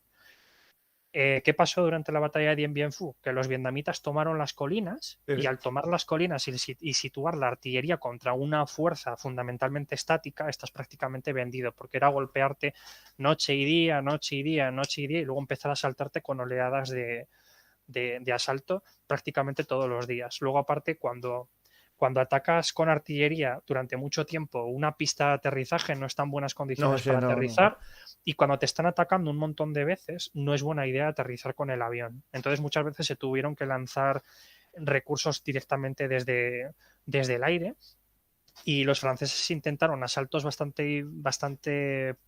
sea, bastante infructuosos a las colinas, y también incluso llegaron a utilizar unidades aerotransportadas para tomar las colinas, y en muchos casos les salió muy mal. Porque Ujú. claro, estás cayéndote en una zona con selva donde hay un montón de árboles, puede haber muchísima dispersión, y también hay otro problema, que desde que te lanzas desde el avión hasta que caes, eres muy vulnerable, pero es que desde que caes hasta que te reorganizas, también eres vulnerable, porque cuando caes directamente al suelo no estás listo para combatir como unidad, es decir, como sección, como compañía, sí a nivel individual, pero un montón de soldados luchando por su propio pellejo, que no saben dónde demonios han caído y que todavía no están cohesionados para establecer una base de fuego, están también bastante vendidos, porque no luchan de manera coherente. Es un poco como cuando, por ejemplo, durante la época romana enfrentamos a bárbaros contra romanos. Los romanos podían enfrentarse a unidades mucho mayores, pero porque conservaban una cosa que los bárbaros no tenían, que era el orden de batalla, que es lo Ujú. que te da las victorias. Es la facultad de poder generar sinergia entre las unidades y combatir de manera eficiente en el campo de batalla. Pues tú, cuando caes del avión y caes al suelo, todos esos soldados que están por ahí desplegados, que están medio atontados, que están intentando cohesionarse y establecer un punto de fuego durante ese tiempo, no tienen ningún orden de batalla, lo están buscando. Si tú eres capaz de asaltar en el momento en el que unas tropas acaban de caer al suelo, les estás rompiendo la posibilidad incluso de poder consolidarse para luchar de manera coherente, y están vendidos. Y ese es el problema que tuvieron los franceses en Dien Bien Phu. Y no fue la última derrota, porque por ejemplo en la película de Were We Soldiers, o sea, cuando éramos soldados, Yo tengo el libro yo aquí, en mis manos. sí, de hecho, Tengo el no libro sé, cuando de hecho, éramos soldados dime, dime. y jóvenes, que es lo que no viene en la película, de Exacto. Harold Moore y Joseph Holloway. Holloway.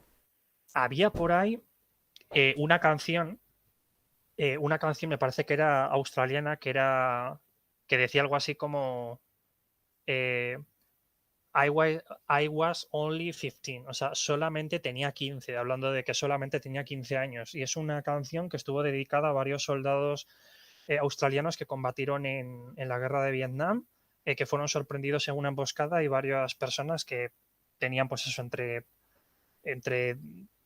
18, 20, 21 años, palmaron, o sea, murieron. Y había algunos incluso que tenían menos edad, que no sé cómo demonios se habían metido a gente de menos edad incluso. Y eso es una pequeña canción tributo a todos los soldados excepcionalmente jóvenes que murieron en el campo de batalla por las pretensiones de ciertas potencias. De hecho, hay una película sobre australianos muy interesante de Vietnam, que hay pocas, y yo la vi hace poco y está muy bien, me gustó.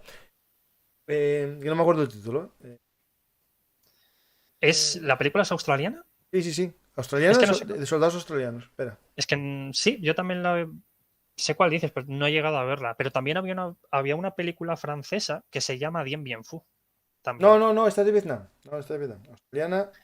Sí, pero digo que hay una película por ahí francesa que está también inspirada en Dien Bien Phu y tampoco me la he visto y tengo ganas de verla. Y la que has dicho tú, que está inspirada en la guerra de Vietnam y que es una película australiana, tampoco me la he visto. Y esto está guay porque así también creo que es esta, la batalla de Long Tan. Sí, Danger Clocks. Exacto. La batalla de Long Tan. Me la tengo que ver, no me la he visto. Yo la vi en una plataforma, en una que, bueno, que si queréis haceros miembros de la plataforma a través del enlace de Bellum Artis en Amazon, que es de Amazon, la plataforma en Amazon, ayudáis. Acordaros que todo lo que queráis comprar en Amazon, hacerlo a través de Bellum Artis y me ayudáis. Pues yo la vi en Amazon, lo digo, pues si alguien quiere verla, estaba ahí, la batalla de Long Tan. Exacto. Antes de espera, sigue con Dien Bien Phu, una cosa, antes de seguir con Dien Bien Phu, o Pu, como se escribe Fu, recomiendo a la gente que vea el programa que tengo sobre la batalla con Joaquín Mañez Postigo, que es autor de varios libros sobre la Legión extranjera francesa, y tengo con él un programa de los primeros de Bellum Artis que muy poca gente vio porque era cuando éramos pocos, y se llama Dien Bien Phu 1954, Operación Castor y la batalla definitiva. Que lo quiera ver, lo tiene aquí en YouTube y en podcast, oírlo, seguro que os va a gustar. Tengo muy buen recuerdo de este programa, por lo tanto os lo recomiendo ver. Me le apunto, porque seguro que todavía no... Es que tienes muchísimos... Sí, tengo muchos. Y programas, demasiados. Demasiados. Ahí estoy contigo, sí. Pero ¿cómo os voy a decir que no a la gente? Es decir, ya cuelo algunos, a ti te colé. Pero claro, ya estoy dando gente panero ya. No, me refiero en plan demasiados para el tiempo del cual yo dispongo, porque es que de hecho, bueno, lo bueno es que tengo todavía una vida para adelante. Igual que yo para los libros que tengo. El problema es que en una semana me veo 2 programas tuyos, pero es que en una semana subes 4, entonces... Sí, claro, es un problema. El no parar. Sí. No, pero es guay porque a veces me pasa, seguro que le pasa también a tus suscriptores en YouTube, que muchas veces cuando estás suscrito a un canal y te suben un vídeo a la semana, o a veces un vídeo cada 2 semanas, estás viendo los vídeos y de repente un día te has puesto con las palomitas durante una semana a ver todos los vídeos, ya estás al día con los vídeos y cuando acabas de ver el último vídeo dices que tengo unas ganas de que llegue la próxima semana para seguir viendo... No, aquí tenemos una televisión a la carta impresionante, ya te digo yo. Exacto. Y cuando suba algún día todo lo que tengo en podcast que no está en YouTube, ya veréis. Madre mía. Pues la batalla de Dien Bien Phu me la voy a... O sea, el programa que tienes hecho de la batalla de Dien Bien Phu busca, me le voy a ver, sí. Pese a haber investigado sobre la batalla de Dien Bien Phu, porque seguro que vais a dar datos que yo no conozco. Sí, sobre todo relatos personales, porque él estudió mucho a los soldados franceses y españoles que participaron en la Legión extranjera. Sí, porque hubo de todo. Hubo también de las SS. Sí, alemanes muchos, sí. Hubo japoneses también, de la Segunda Guerra Mundial, que es bastante curioso. Pues resulta que ya tenemos hecha un poco así la cronología de Dien Bien Phu en contraste al concepto del FBS estadounidense. Pues resulta que ahora lo voy a hilar muy bien, te lo prometo, porque lo de la Fair Support estadounidense va muy de la mano del primer despliegue estadounidense con helicópteros en la batalla de Kesan. Perdón, en la batalla de Kesan, no, perdón, en la batalla del Valle de Yadrang, que todavía no voy a entrar porque hay una batalla anterior muy interesante. Justo, eso quería decirte yo, porque antes nos saltamos algo cuando hablamos de esta primera división, es de lo previo que hubo, porque hablamos de Gavin en el 55, ¿no? Y en el 63 el informe de los asaltos aéreos, ¿no? De las maniobras. Sí. Pero antes, en el 62, hubo por lo menos, yo tengo aquí uno que te lo voy a contar, el Yuscar, un barco americano, llega con 32 helicópteros Piasecki H-21 Sauni, uno que feo que mostré antes, ¿no? Los bananas. Eso, justo. Y 400 hombres a bordo. Exacto. Y aquí empieza una de las primeras operaciones, que es la Operación Chopper. Correcto. Que la operación Chopper era un conjunto, bueno, está clasificada también dentro de un grupo de operaciones que hubo prácticamente desde el año 1955, en el cual Estados Unidos empezó a llevar a los advisors, a los asesores militares, y esos asesores militares, como por cuestiones políticas, los americanos todavía no se podían meter directamente en la guerra, dijeron, bueno, pues vamos a fortificar al ejército survietnamita. Y les empezaron a proporcionar de todo. Les empezaron a proporcionar helicópteros, armamento, uniformes, comida, asesoramiento militar, carros de combate, de todo. Y la operación Chopper es una de esas operaciones en las cuales los estadounidenses le empiezan a proporcionar armamento suficiente al ejército surcoreano como para que ya empiece a ser autosuficiente y pueda desenvolverse en el campo de batalla. Moraleja, la primera operación helitransportada no fue estadounidense, fue vietnamita del sur. Exacto. Sí. Porque también muchas veces pensamos que la guerra de Vietnam fue una guerra entre estadounidenses y vietnamitas, cuando en realidad fue una guerra entre vietnamitas y vietnamitas.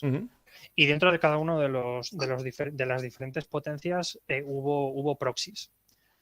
Bueno, hubo proxies, hubo advisors, porque también hubo advisors soviéticos, hubo advisors de diferentes países en Vietnam del Norte. Si es cierto de que China asesoró y apoyó a Vietnam del Sur porque no le quedaba otra y porque su gran enemigo era Rusia. Vietnam del Norte.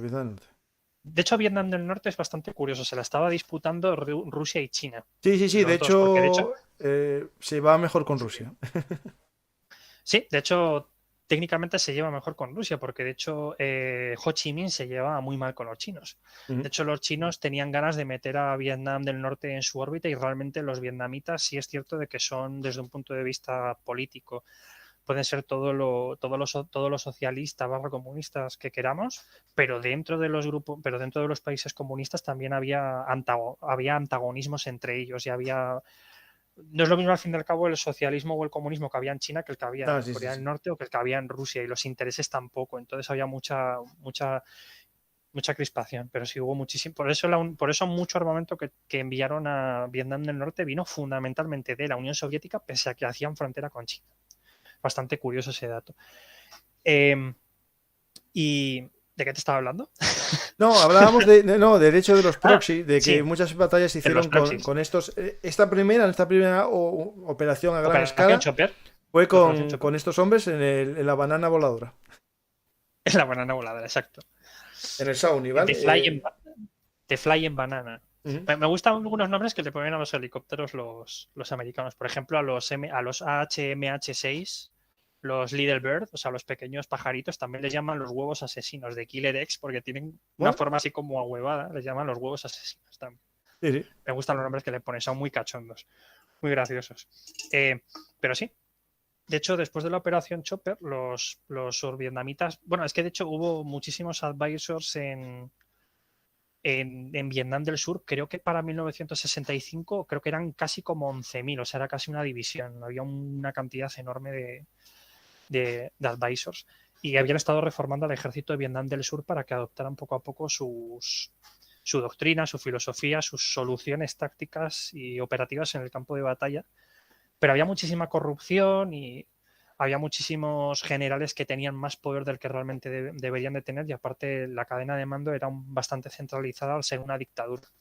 Entonces esto hacía que los soldados survietnamitas, que ojo, los propios estadounidenses dijeron que los survietnamitas, en cuanto a la capacidad que tenían para organizarse, coordinarse con la artillería, utilizando carros de combate, etcétera, decían que eran un modelo a seguir. O sea, eran excepcionalmente buenos. Lo que pasa es que sí es cierto de que los survietnamitas, al igual que los americanos, no estaban todavía experimentados en el uso de la rama aérea, y todo lo que pudo salir mal salió en una batalla muy famosa que tú ya conoces, del 2 de enero de 1963, que es la batalla de Ap Bac. Ahí también, antes de esta batalla de Yadran, ¿no?, los propios marines también tenían una dotación de helicópteros, los Choctaw, que les dieron a los correcto. Eran 2 unidades de helicópteros Chouta.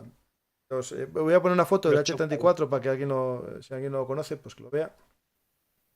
Sí, que con esa clase de helicópteros la gente empezó, de hecho los americanos ya empezaron a usar nombres de tribus americanas con ese, sí, con una serie de helicópteros que sí, con el Iroquois Warrior, que no llegó a salir, etc., con el Iroquois, con el Cayuse, etcétera. Todos esos son nombres de tribus americanas. De hecho, también a partir de esa fecha empezamos a ver que casi todos los helicópteros contienen la letra H, es H algo, H3, H4, etcétera. Y luego también empiezan a llevar nombres de tribus americanas. Una tendencia bastante curiosa dentro del ejército de Estados Unidos. No se cumple en todos los casos, pero sí se cumple bastante. Tienes el caso del Chinook, tienes el caso del Apache, tienes el caso del Cayuse, tienes el caso de una gran cantidad de casos. Bastante curioso también. Y sí, los marines tenían el Choctaw. Es este que yo os decía que tenía como la cabina por encima de la zona de carga. Como una segunda Sí, planta. que recuerda un poco a un Mi-2 soviético. Sí. Que tiene así como que tú cuando lo ves por primera vez dices, seguro que me meto dentro y tengo que subir tengo que subir unas escaleras hacia arriba manuales, como en los bombarderos antiguos estadounidenses para llegar a la cabina de mando, porque está como muy, muy hacia arriba. Sí que parece, sí. Correcto.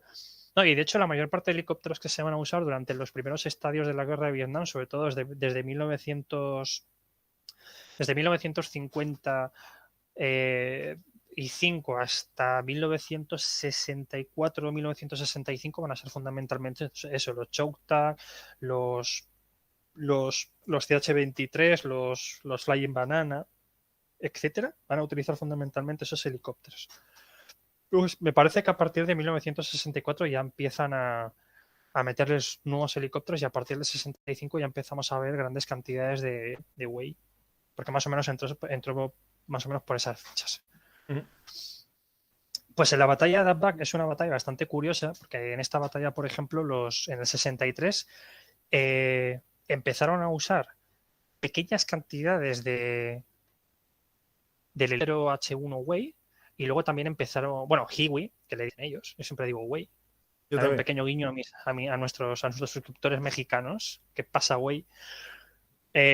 Y luego teníamos por ahí el M113, famoso vehículo que inicialmente era utilizado en infantería mecanizada. Pues resulta que en la batalla de Atbag tenían que tomar una pequeña aldea.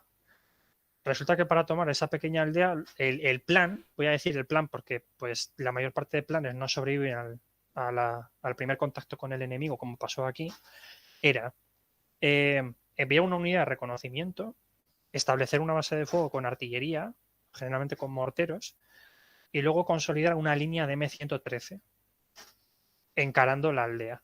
Y luego querían tener una unidad aerotransportada de aproximadamente unos 12 helicópteros, si mal no recuerdo, 12 helicópteros, 10 helicópteros, para volar al otro lado de la aldea para cortarles la retirada a los vietnamitas que hay en la aldea. Entonces, ¿qué pasa? Que los vietnamitas del norte, el Vietcong, el Viet Minh, también llamado, antes de que le llamaran Vietcong los americanos, veían que no tenían apenas escapatoria y se quedaron a defender la aldea. Vale, empieza el asalto. Todavía los helicópteros no están detrás de la aldea. Pues coge los M113, se ponen en posición y luego agarran los helicópteros y van a desembarcar al otro lado. ¿Qué pasa? Que había niebla. A ver, niebla no podían desembarcar. Como no pudieron desembarcar, dijeron a los M113 que avanzaran. Los M113 avanzaron y les dieron para el pelo. Pidieron apoyo a la fuerza aerotransportada y la fuerza aerotransportada voló y desplegó tropas demasiado cerca de la aldea, justo al lado de los M113. ¿Qué ocurrió? Que perdieron, si mal no recuerdo, creo que 3 o 4 helicópteros durante toda esa batalla y perdieron la vida varios soldados. Fue prácticamente un fracaso táctico, porque lo hicieron rematadamente mal los vietnamitas en esa batalla y perdieron varios helicópteros. Sí diré que solamente perdieron un Hiwi y que la mayor parte de los helicópteros que perdieron, si mal no recuerdo, creo que fueron los CH-23, los Flying Banana. Sí. De hecho hay un sello conmemorativo que acabo de encontrarlo. Bueno, está aquí una foto de Alamy, pero es de Vietnam, un sello vietnamita, disparando a una banana voladora. Y aparece, y es la batalla esta de Back Back. O sea, digo que lo celebran en Vietnam como una gran batalla, el primer derribo así potente de helicópteros americanos.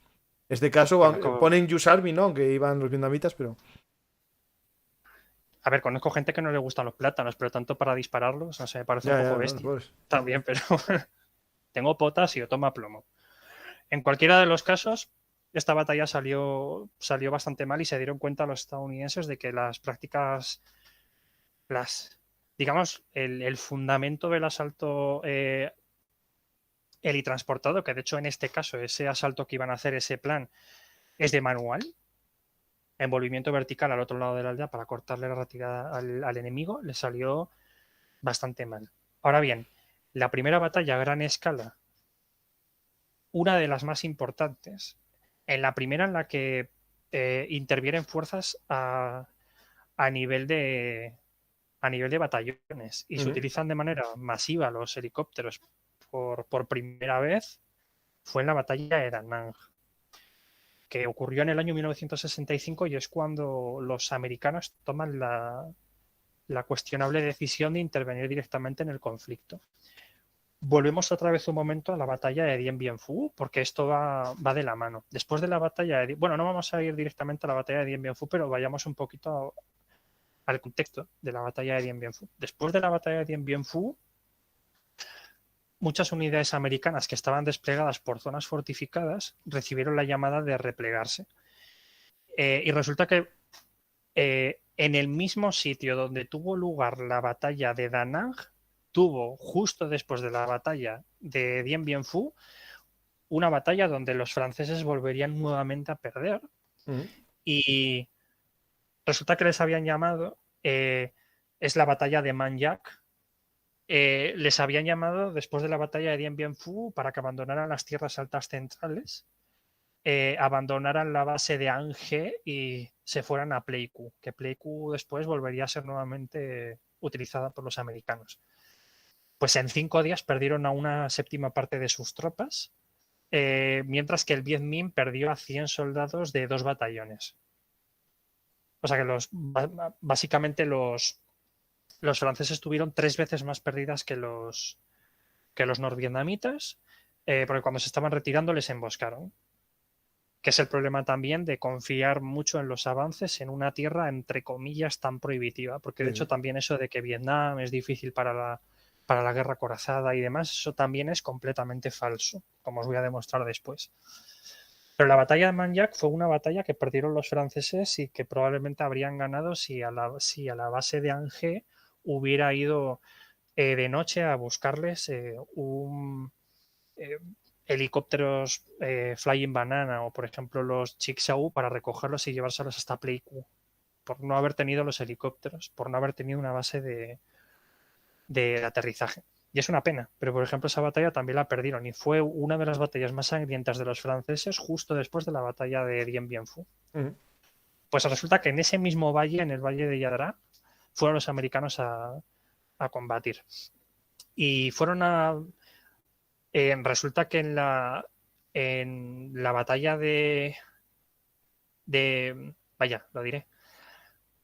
Se me ha ido el santo al cielo. En la batalla de Da Nang, los americanos estaban bastante emocionados porque lo que querían era demostrarles a todo el mundo de que esas tácticas que habían sido desarrolladas entre los altos mandos americanos funcionaban. Y desplegaron a varios batallones en la región. Uno de los objetivos era ir a las tierras altas, donde antiguamente estaban asentados los franceses, para acabar con el Viet Minh, que estaba relativamente cerca de la base de Pleiku, que en este caso estaba siendo utilizada por los americanos.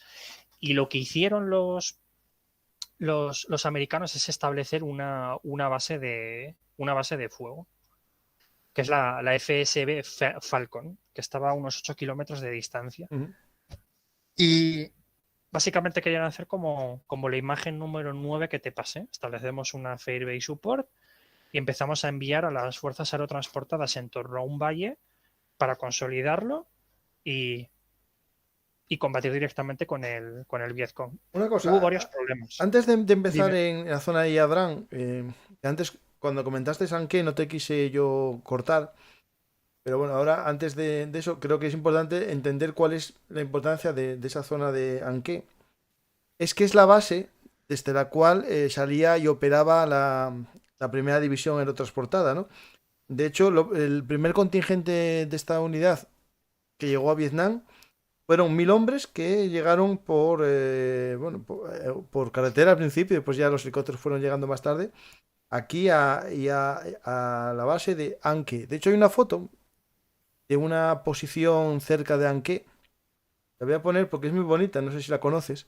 Es la posición Hong Kong, la montaña Hong Kong, en la que está pintado un escudo inmenso de la primera división de caballería. Es En el una lateral. Fair Base Support, ¿no? Sí, sí, es una support de Anke, sí, sí.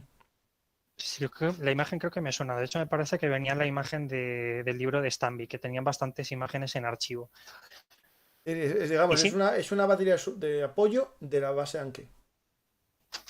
las tierras altas centrales, lo que le permitía bastante a los vietnamitas era utilizarlo como filtro, porque era una zona bastante prohibitiva para el avance de grandes masas de infantería y de carros de combate. Se puede, pero sí es cierto de que quedas limitado y anulado por el terreno a enfrentamientos a muy corta distancia.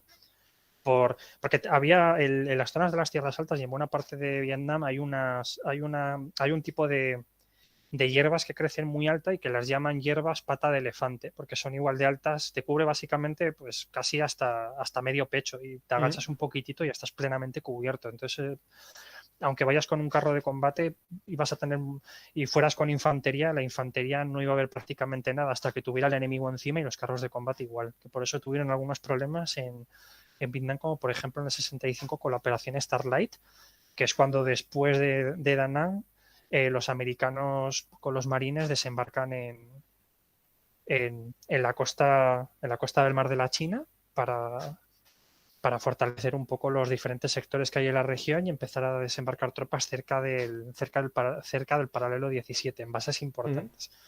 Pues resulta que las tierras altas, el problema que tienen es que son una zona muy buena para permitir el paso de mercancías por lo que luego se denominaría la ruta Ho Chi Minh, porque de hecho las tierras altas en este sector, en la zona de Yadrán, están peligrosamente cerca de Camboya. Sí, que es que Yadrán está nada, a nada de Camboya. Yo creo que Está estará a 30 kilómetros o 40. efectivamente, o sea, está a un tiro de piedra. Eso te lo pueden recorrer en una tarde unos cuantos soldados muy ligeros. Ujú. 30-40 kilómetros no es nada. Pensemos que una persona en una zona relativamente llana a un paso normalito, pues te puede recorrer 5 kilómetros por hora, 6 kilómetros por hora, bueno, a lo mejor un poquito menos, 5 o 4 kilómetros. Eso te lo recorres en 5 horas, 6 horas, ya estás ahí, más o menos. Aunque bueno, al fin y al cabo, como son tierras altas y es bastante dificultoso caminar por ahí, tú calcula que en un día y medio ya estás en Camboya. Sí, sí.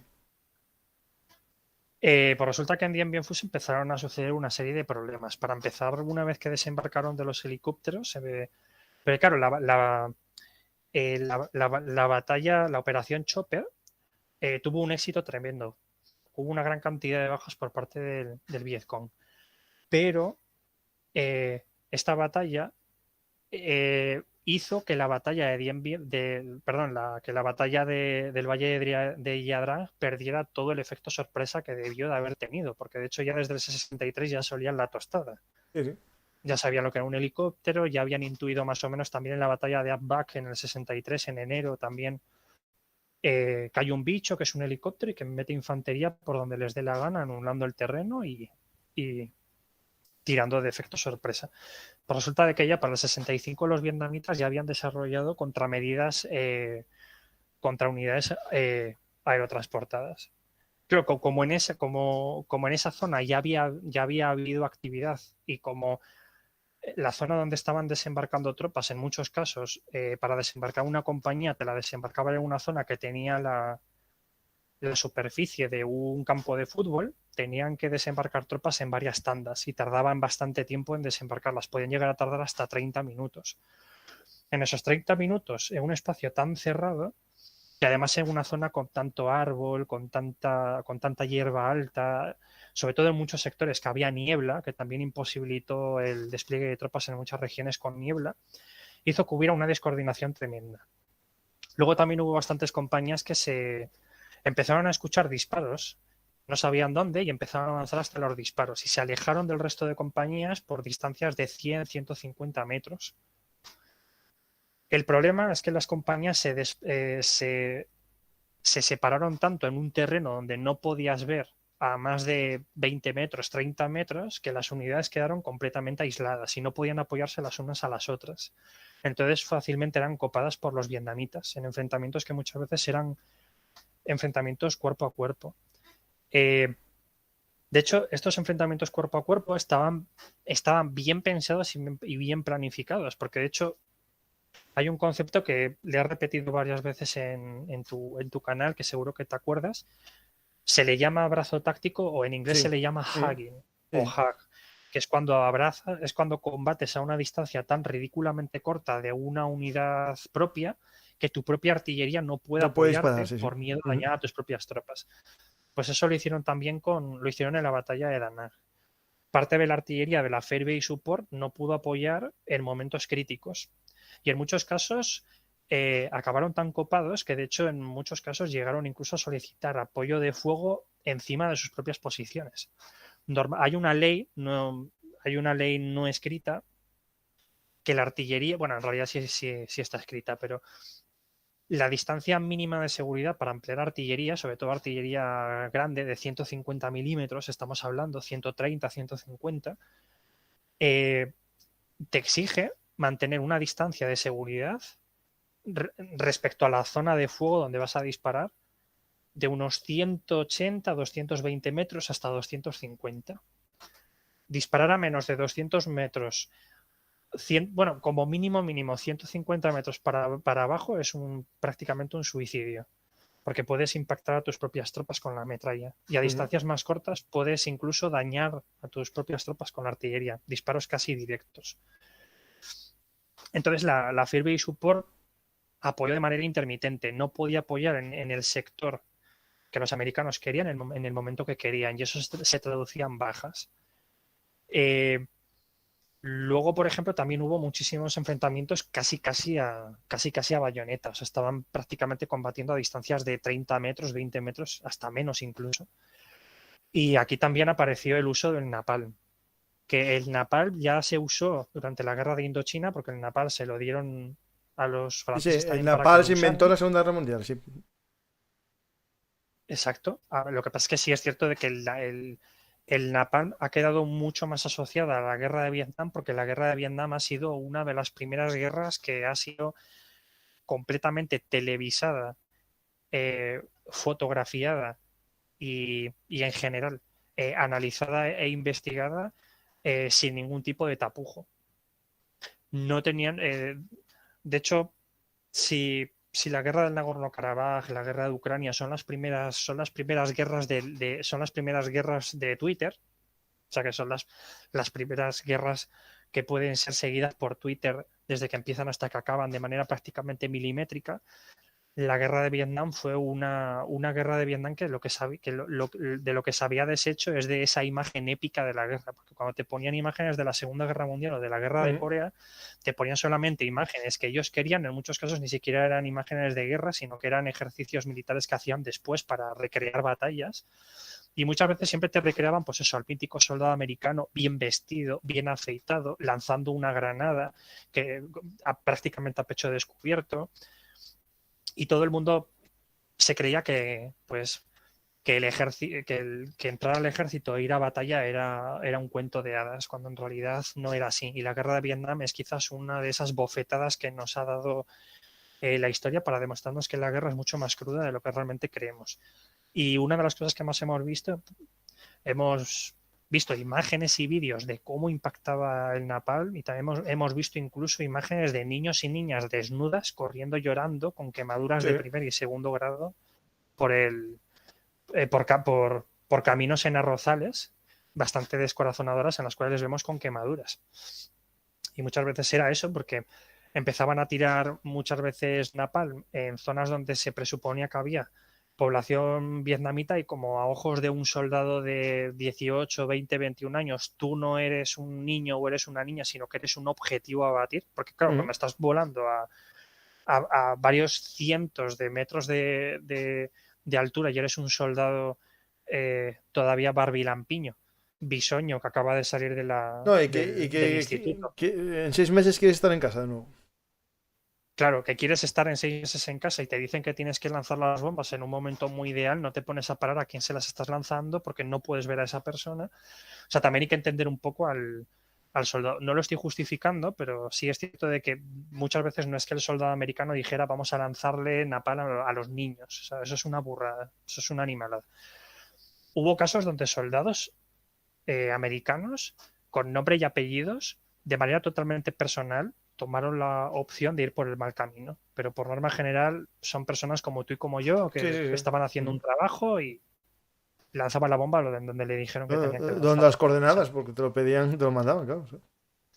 Claro. Es que de hecho hay soldados americanos que iban en helicópteros de combate Cobra y sobre todo los que iban con los M60 en los Hiwi desembarcando a tropas helitransportadas que llegaron a decir tú cuando estás en la selva o estás en un arrozal, tú escuchas disparos, pero no es a quién está disparando. Entonces empiezas a disparar indiscriminadamente a todo el mundo y llega un momento en que como has perdido contacto con el enemigo, como llevas muchos encuentros con el enemigo, el que no le has visto, sientes que estás combatiendo contra un enemigo inmaterial y entonces ya no le ves como una persona, lo ves como un blanco. Sí, Lo sí, ves bueno, como eso sí, un claro. lugar a donde lanzar. Ya lo ves como un área, como una región, no lo ves como una persona. De Y hecho, me parece una en reflexión Vietnam, una de las cosas muy buena. que llevó a la reflexión, ¿no? Porque es una guerra muy compleja desde el punto de vista, digamos, de quién gana, ¿no? Porque, bueno, al final está claro que gana el que se mantiene, ¿no? Pero los americanos no tenían puntos clave que tomar, no tenían objetivos claros que tomar. Y fue la famosa guerra de las cifras, ¿no? Al final era cuánta gente enemiga matabas, ¿no? Y claro, y en esa búsqueda de cifras, pues no importaba si era civil, sí importaba que fuese civil, ¿no? Pero como al final el Vietcong se metía en las poblaciones, tenía apoyo en algunas poblaciones, eso llevó a esa, digamos, bueno, no pensar tanto en objetivo amigo, enemigo, neutro, ¿no? Es decir, estabas en una Claro. zona con relación con el Vietcong, por tanto eras enemigo, ¿no? Es decir, Claro, es bastante complicada al fin y al cabo esa guerra porque, por ejemplo, cuando desembarcaba una unidad helitransportada estadounidense en una posición donde había estado el Vietcong y habían lanzado varias toneladas de napalm y varias bombas desde los Star Fortress, cuando llegaban a revisar la zona muchas veces veían cuerpos quemados y no veían ningún armamento alrededor. Pero es que muchas veces ni siquiera eran civiles. Lo que hacía el Vietcong cuando caían sus aliados era recogían sus armas, recogían sus documentos y se iban. Eso tenía un doble propósito. Primero, no dejar armas tiradas y segundo, dejar abierta la puerta a la duda pública en Estados Unidos de si realmente ese soldado o esa persona que no tenía un arma era un civil o si claro, realmente claro, era claro. un militar. Y esto, al fin y al cabo, lo que andó favoreciendo dentro de Estados Unidos es que se cuestionara la naturaleza de la guerra. De hecho, la batalla de Da Nang encontraron muchísimos cadáveres que no tenían armamento porque se los habían llevado. Claro. Hubo muchísimos cuerpos que no pudieron ser encontrados porque se los llevaban también los norvietnamitas para reducir un poco, no la cantidad de bajas, sino para reducir la perspectiva americana de cuántas bajas reales había Sí, sí, tenido justo, por la guerra de cifras, sí, el, sí, sí. el Vietcong, la guerra de cifras. Y los americanos lo compensaban con el kill ratio, con el 1-10, porque si tú miras muchas batallas es siempre 1-10. Es como si hubiera siempre un tío apuntando, agarrara la calculadora de los muertos vietnamitas y lo multiplicara lo dividiera entre 10 o lo multiplicara por 10. Por ejemplo, tienes batallas donde tienes a lo mejor 123 soldados americanos, pero es que luego a lo mejor tienes 1200, tienes 1100, 1050 vietnamitas muertos y eso siempre estaban con el kill ratio de 1-10. Yo he mirado relaciones de las bajas en Vietnam y los propios americanos han admitido, esto también es algo que me gusta un poco de los estadounidenses, que por lo menos con el tiempo van admitiendo las cosas. Pero, por ejemplo, se dice que del 100% de bajas que dicen, el 30% han sido engrosadas. Es decir, de que por cada 3 vietnamitas muertos, uno es falso. Ujú. Con lo cual, si tú miras las bajas que hubo en Vietnam, que hubo cerca de 1 millón de bajas por parte de los vietnamitas, realmente no hubo 1 millón. Hubo cerca de 700.000, 650.000 bajas. Y esa es una cifra un poco más conservadora y un poco más cercana a la realidad, porque los vietnamitas tuvieron muchas bajas. Los americanos también, pero los vietnamitas tuvieron muchísimas bajas. Y con el andar quitando armas, andar llevándote cadáveres y demás, muchas veces conseguían inclinar un poco la balanza mediante el uso del arma social en Estados Unidos, porque de hecho la guerra de Vietnam es una guerra que se ganó en las universidades de Estados Sí, sí, sí, Unidos. sí. Se perdió, digamos, en el campo de batalla doméstico, sí. Y de hecho la batalla de Da Nang, algunos historiadores dicen que fue la batalla que convenció a Ho Chi Minh de que podía ganar la guerra, porque aunque fue un fracaso táctico y perdieron muchos más hombres, el hecho de que notara que tras la celebración entre comillas, de una batalla, se producía una serie de eventos sociales muy complejos en Vietnam que cuando empezaban a ser analizados y revisaban la prensa y revisaban la televisión y demás, se daba cuenta de que si seguían tocándole las narices a Estados Unidos, probablemente podían llegar a retirarse del campo de batalla, pese a pese a tener cierta supremacía en el campo de batalla, especialmente en el ámbito terrestre, porque en el ámbito aéreo, hasta que no apareció el F-4 Phantom, realmente los que estaban cantando las batallas fueron los vietnamitas. Por hecho, los vietnamitas, en muchas batallas, ellos anduvieron con un kill ratio favorable de 3-1. Ujú. O sea, la Fuerza Aérea Estadounidense pudo bombardear durante todo el conflicto donde le dio la gana, entre comillas, pero lo que son las fuerzas de escolta, las unidades, los cazas, los turbojets, no tuvieron esa suerte porque los comían con patatas. Hasta que no metieron el misil Sidewinder, el famoso Sidewinder, y metieron el F-4 Phantom y demás. Bueno, que aparte el F-4 Phantom ya era un buen caza para combatir en dogfight, no invirtieron la cosa. Con lo cual, por un lado, teníamos a los americanos que hacían mucho uso de la potencia de fuego antes de un enfrentamiento helitransportado. En el tema aéreo, en lo que son enfrentamientos entre cazas de combate, no hubo una supremacía de verdad. Supremacía, no, superioridad, mejor dicho. Pero por el tema de que Hasta tenían muchos cazas o porque también había cierta defensa antiaérea en la zona de Vietnam del Norte. sí, había Tenía, mucha defensa antiaérea, sí, tenían muchísimos elementos rusa y antiaéreos, China, sí. especialmente. Soviética y China, sí. Ujú. Sí, porque de hecho, si revisas las bajas de helicópteros, que a ver, los helicópteros, ejército de tierra, los aviones, ejército de aire, pero muchísimas bajas que tuvieron los americanos no las tuvieron por misiles, las tuvieron por cañones antiaéreos. Del 12, 14, 23 milímetros, Ujú. perdieron muchos. De hecho, el 95-96% de todos los helicópteros que se perdieron en Vietnam en combate fueron perdidos por armas antiaéreas. Claro, estaban Ojo, preguntando si usaban los RPG y se preguntaban si tenían. Sí tenían sí, los vietnamitas RPGs, pero el también RPG-2. tenían, el ejército de Vietnam del Norte tenía sistemas antiaéreos normales, es decir, de un país estado, es decir, no solo pensar en tipo guerrilla, el Vietcong, el Vietnam del Norte tenía sus medios. Tenían el Rushnoi Protivatankovi Granatamyum, el 2. O sea, el RPG-2 tenían. Ujú.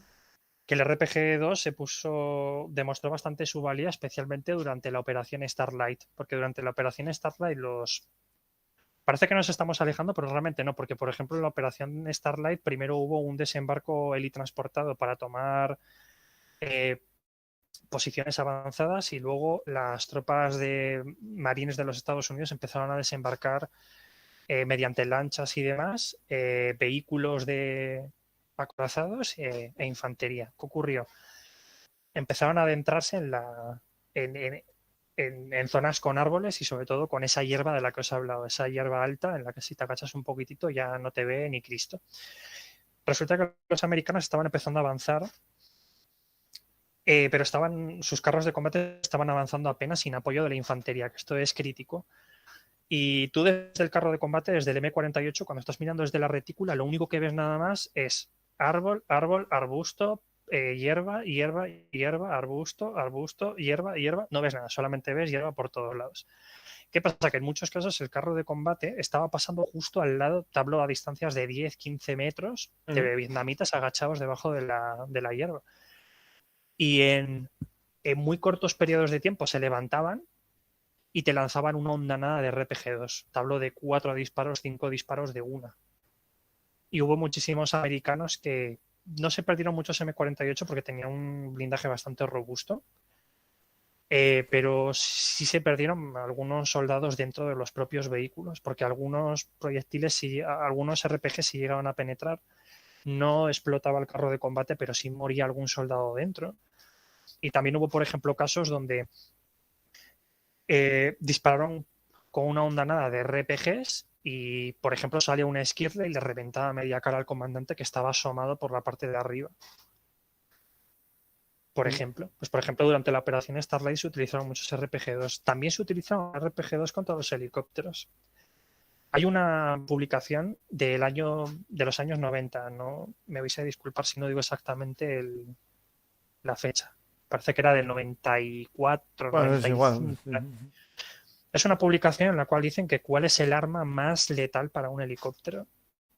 Que también os lo dije en el podcast de helicópteros en Ucrania. No es el Manpad, no son las armas ligeras de los...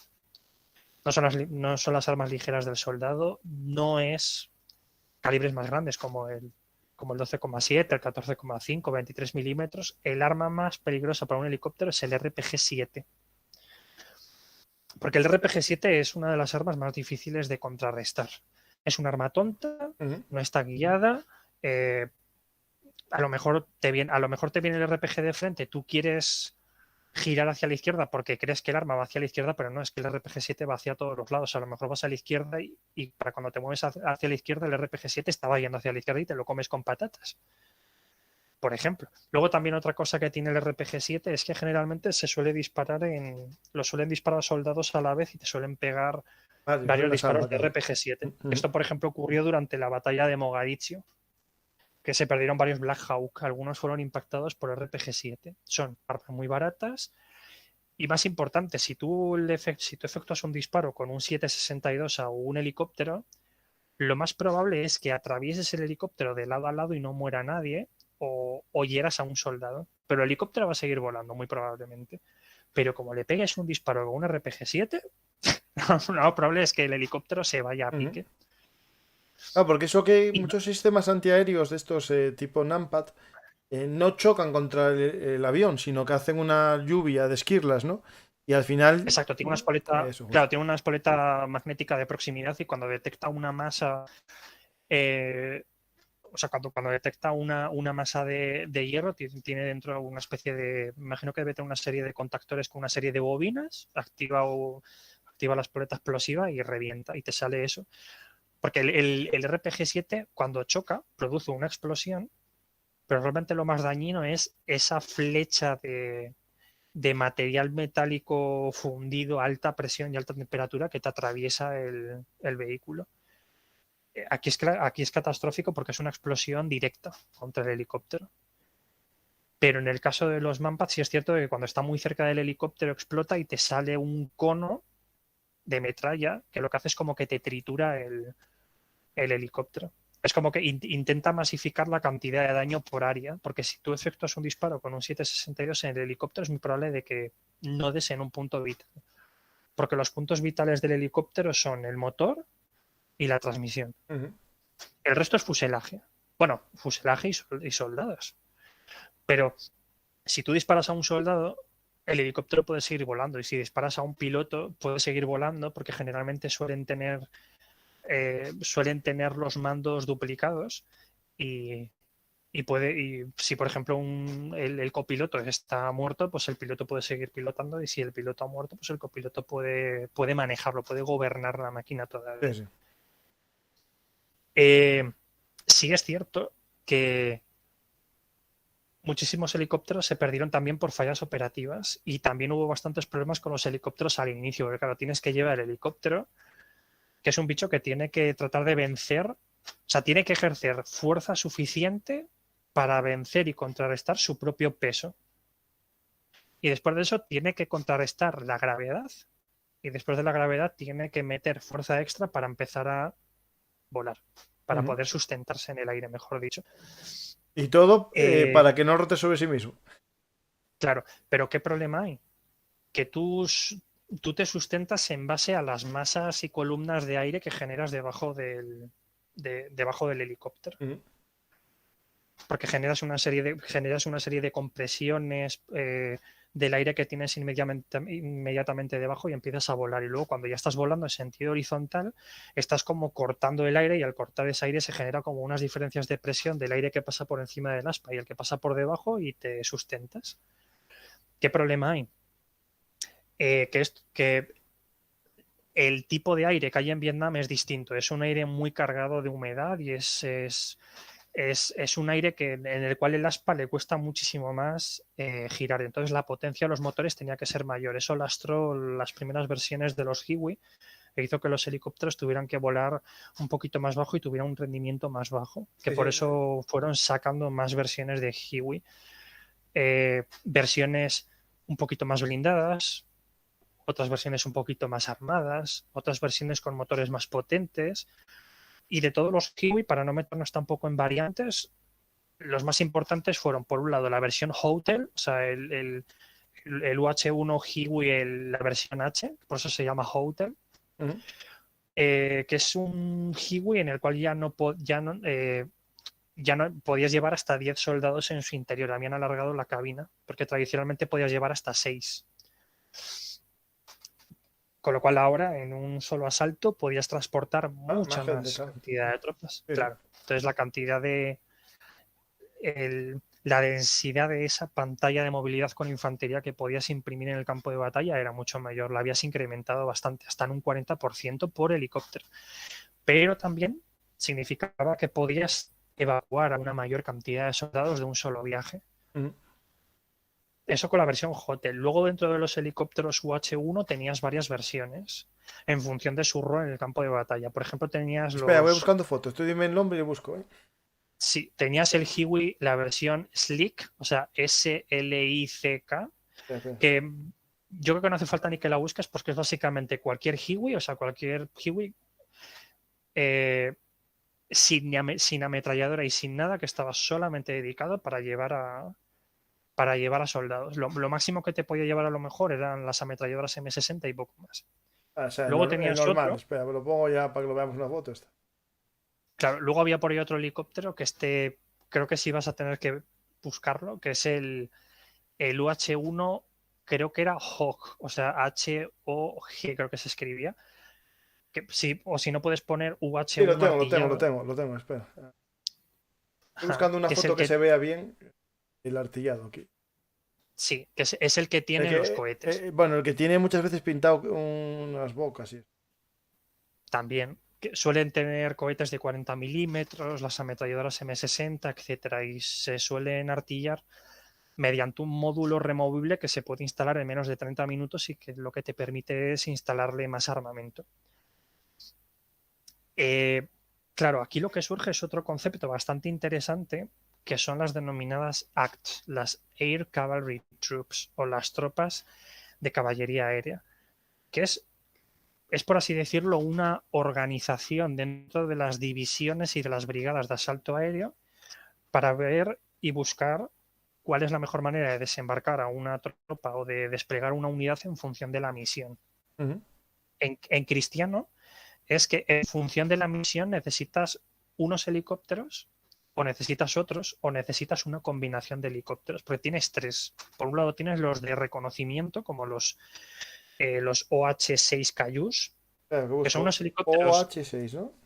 OH-6 Cayuse, o sea, C-A-Y-U-S. Este es el pequeño, todavía. Sí, ese pequeñito se usa generalmente como unidad de reconocimiento, que eso sí sería una unidad de caballería, como dijiste tú antes.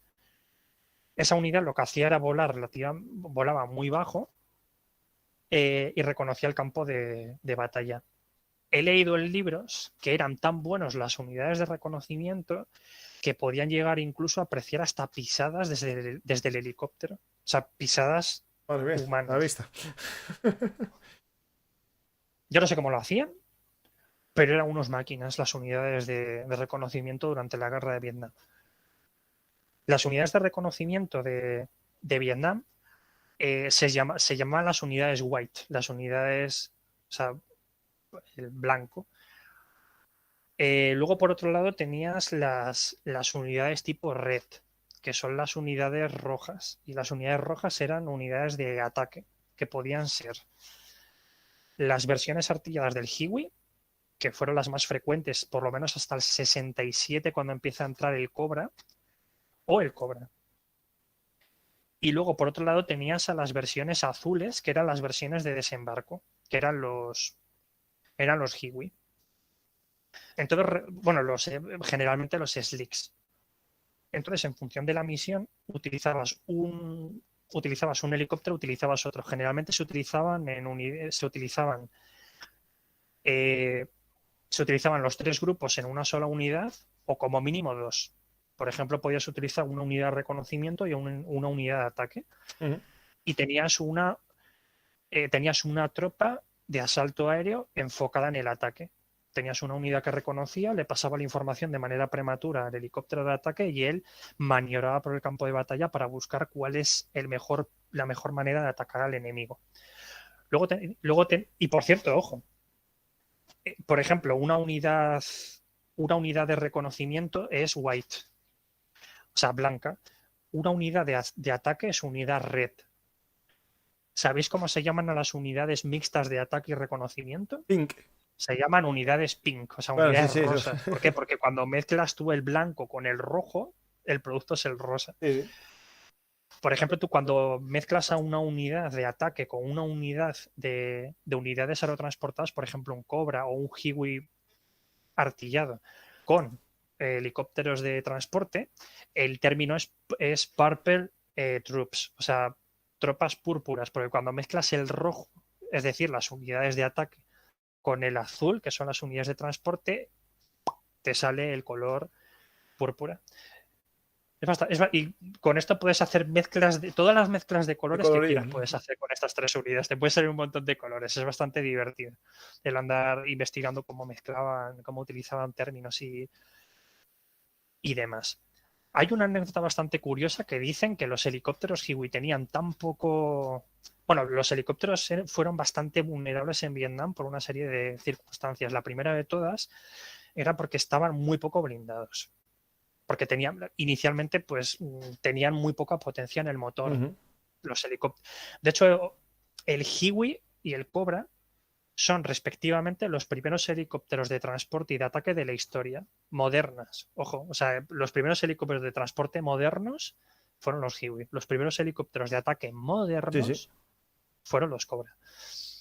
También otro problema que tenían estos helicópteros modernos era que como tenían poca potencia en el motor y tenían poco blindaje, podían ser fácilmente atravesables, pero es que aparte tenían una sola transmisión y un solo motor.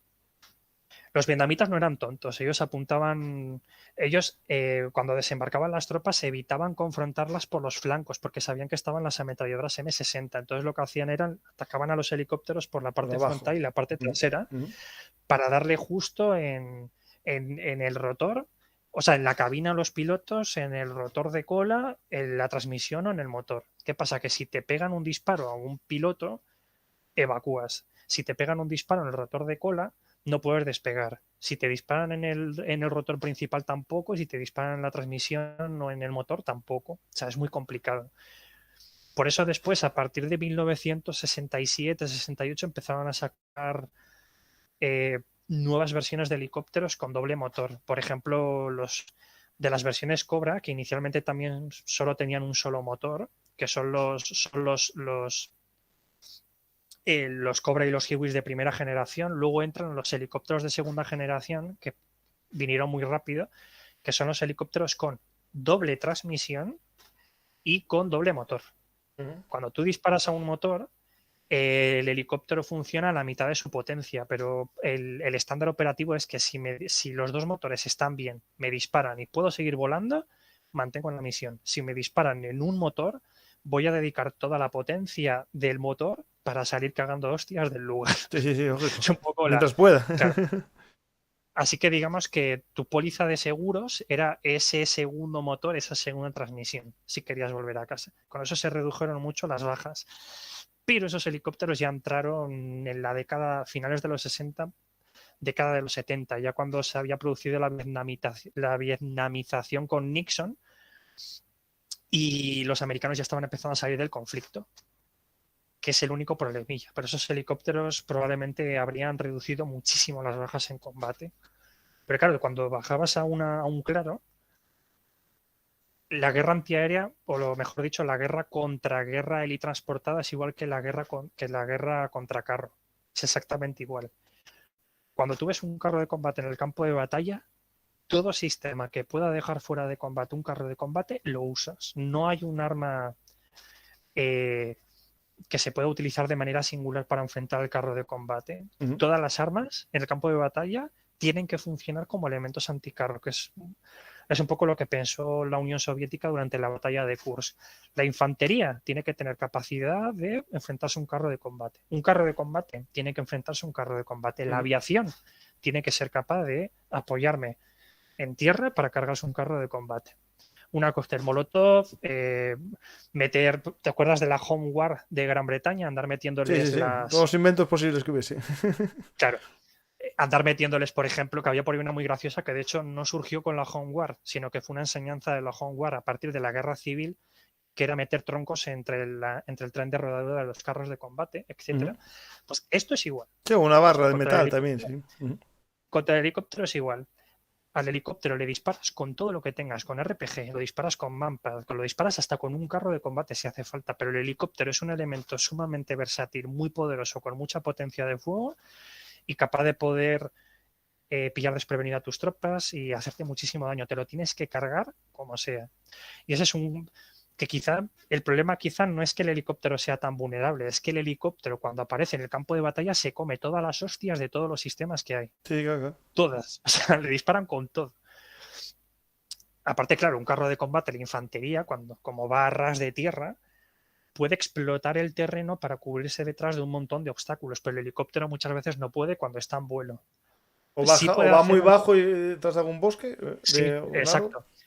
El problema es que si va volando muy a baja cota, no puede desembarcar a la tropa. El problema ya es cuando van a desembarcarla. Si hay técnicas para que desembarquen en rappel, o sea, en cuerda, pero no se usaron mucho en Vietnam. Generalmente se desplegó a los soldados para que bajaba el helicóptero y 3 soldados bajaban por la cabina de la izquierda y otros 3 por la de la derecha. El helicóptero subía arriba con los soldados tumbados en tierra y cuando el helicóptero se había alejado, se coordinaban con otras unidades que estaban por la zona, se consolidaban como una sola unidad y establecían una base de fuego, establecían zonas de tirador, encontraban zonas para observar, enviaban patrullas y se organizaban poco a poco. Eso es un poco el hándicap del helicóptero y por qué quizás ha sido tan vulnerable, entre comillas, en Vietnam. Bueno, entre comillas, no ha sido vulnerable. Sí, todo viendo las cifras son muchas. Es decir, 3.000 Way y casi 2.000 más de los otros modelos son muchos vulnerados. Es decir. Son 5.800 helicópteros en total aproximadamente, pero sí es cierto que yo hice la relación de todas formas. De hecho, la pregunta os la voy a hacer a todos los que me estéis escuchando ahora. Quiero ver ahí que estáis activos en la... Están, sí. Porque esto va a ser bastante interactivo. Y os voy a dar unos datos. Y luego, en función de los datos, me vas a decir tú, compañero Francisco, me vas a decir los que me estéis escuchando, si os parece un éxito o un fracaso. Vamos a darle. Se perdieron cerca de 5.800 helicópteros en Vietnam. Vale. De todos esos, 2.282 fueron pérdidas operacionales, o sea, no llegaron a entrar en combate, fueron problemas pues porque se le caló la transmisión a uno, porque se pegó un hostiazo de noche contra un árbol, porque no le hacen, porque son varios problemas, vale. El 50% fueron por fallas, ahora el otro 50% fue en el campo de batalla. Vale, ahora bien, las relaciones son las siguientes. Si tú divides 5.600 helicópteros en un conflicto de 20 años, Claro. te sale que los americanos perdieron 5 helicópteros a la semana. Que tampoco parece mucho. De hecho, si vemos la guerra de Vietnam ahora, están perdiendo. Al inicio de la guerra perdieron en una tarde más helicópteros No, de las Ucrania, que sí, perdían. han perdido más, sí. Luego, se hicieron 5,3 millones de salidas operativas en 20 años. Esto significa que se perdió un helicóptero por cada 1.000 salidas. Claro. De media. De media. Bueno, aparte, las estadísticas siempre son engañosas. Es como si tú, por ejemplo, Francisco, te comes 2 pollos y yo no me como ninguno, estadísticamente los dos hemos comido pollo. O sea, Efectivamente. claro. Luego, se perdieron,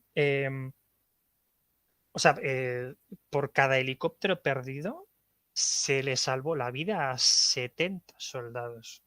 Pues está claro que no es tan problemático la pérdida de los helicópteros. Vale. Pues ahora depende de vosotros, los que nos estáis escuchando, decirme si os parece un fracaso o no. Lo voy a En poner términos como... globales- Espera, que lo pongo como encuesta y así lo pueden... Vale. Porque es como, por ejemplo, en todas las guerras. Cuando se pierdan sistemas, no midáis la eficiencia de un sistema en función de cuántas bajas ha tenido en el conflicto. Analizar el conflicto, a ver qué tan intenso ha sido, pero también relacionar cada baja que ha tenido un sistema. Siempre que un sistema se pierda en el campo de batalla, lo primero que os tenéis que preguntar es por qué ha sido destruido y antes de ser destruido, cuántas misiones ha cumplido, Claro. cuántos enemigos ha matado, cuántas personas ha salvado.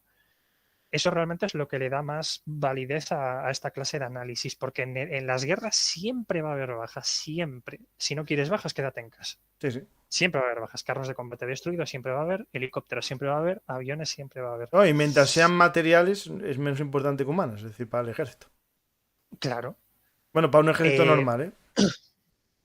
Exacto, para un ejército normal.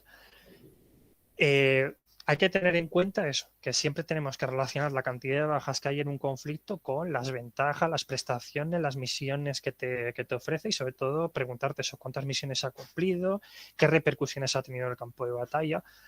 Otra pregunta también que os puedo hacer es,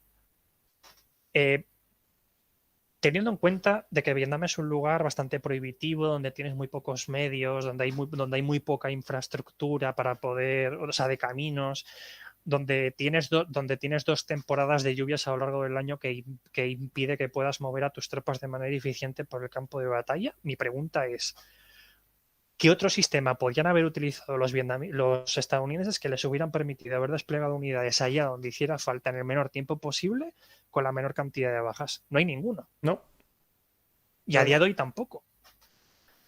Pero tú podrías decir, bueno, hacemos drones más gordos, pero es que entonces deja de ser una unidad no tripulada. Aviones, volvemos otra vez a la Segunda Guerra Mundial, tienes todos los problemas antes citados. Lo único que queda nada más es el helicóptero. A no ser que inventen en algún bicho nuevo, Sí, sí. de momento a día de hoy lo único que hay es el helicóptero y en Vietnam pasó eso. Que por eso antes estaba Hamilton y el que dijiste antes insistiendo a los mandos para meter helicóptero porque eran unos visionarios y estaban convencidos de que el helicóptero les iba a permitir hacer todas estas cosas que se siguen haciendo a día de hoy y que siguen siendo vitales. El helicóptero no es el sistema más importante del campo de batalla. Lo más importante en el campo de batalla es la sinergia entre todos los elementos en el campo de batalla. Esa realmente es lo más importante. Lo mejor no es tener todo el campo de batalla con carros de combate, todo con helicópteros. Lo más importante es que haya un poquito de todo para cumplir la mayor cantidad de misiones posibles y que haya una excelente coordinación entre unidades. Oye, que aquí mis carros de combate no necesitan entrar, necesitamos a fuerzas helitransportadas. Y que las fuerzas helitransportadas estén tan coordinadas con la artillería para poder combatir cara a cara de perro a distancias muy cortas con la infantería, disparándoles con artillería, desplegando a unidades aerotransportadas en tandas, envolviendo a tropas cuando hace falta, cortarles los flancos, atacarles por detrás, cortarles los refuerzos. Sí. En la guerra de Vietnam quizás no se ha visto tanto el uso, por ejemplo, que estamos viendo ahora del helicóptero en Ucrania, con el ejemplo que os di al inicio del podcast, de andar tomando, por ejemplo, la base Antonov y demás, por una sencilla razón. No había objetivos Porque que tomar tampoco. Realmente sí había objetivos que mantener más bien. Sí, Había, mantener sí, sí había- oposiciones, cruces de caminos, pero no en sí a lo mejor un aeropuerto enemigo, es decir, ¿no? En Vietnam del Sur, ¿no? el problema es que los vietnamitas se centraron muchísimo en combatir en torno a las ciudades, como es una zona con mucha selva, básicamente convirtieron su selva en su casa. Sí, sí. No dependían tanto de las ciudades. Aparte hay que tener en cuenta de que Vietnam era una zona muy rural, muchas aldeas. eh, Sí, salvo muchos, la batalla de Hue, que fue una batalla muy urbana. claro, exacto, la batalla de Hue, tiene razón.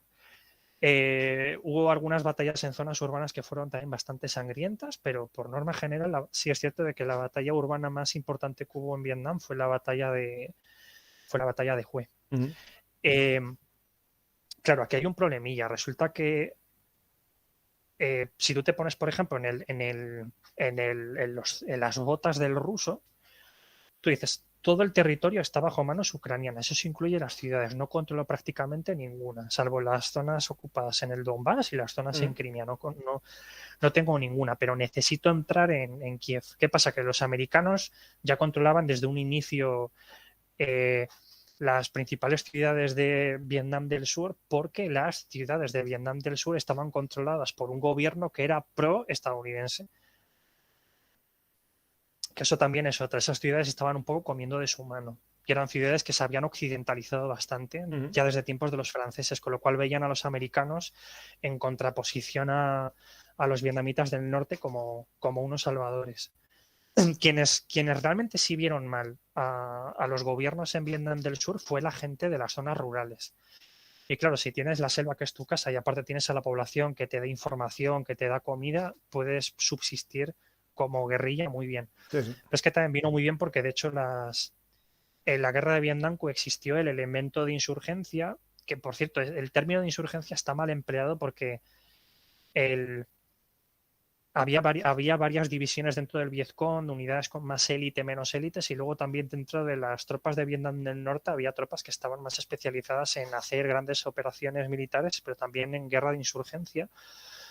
Pero lo que hacía muchísimo el Vietcong era, por ejemplo, eh, de las 22 regiones que había en Vietnam del Sur, hoy domingo, te ataco 4 que no están relacionadas. Te ataco, por ejemplo, en las tierras altas, te ataco, por ejemplo, cerca de Pleiku, luego te ataco cerca del delta del Mekong.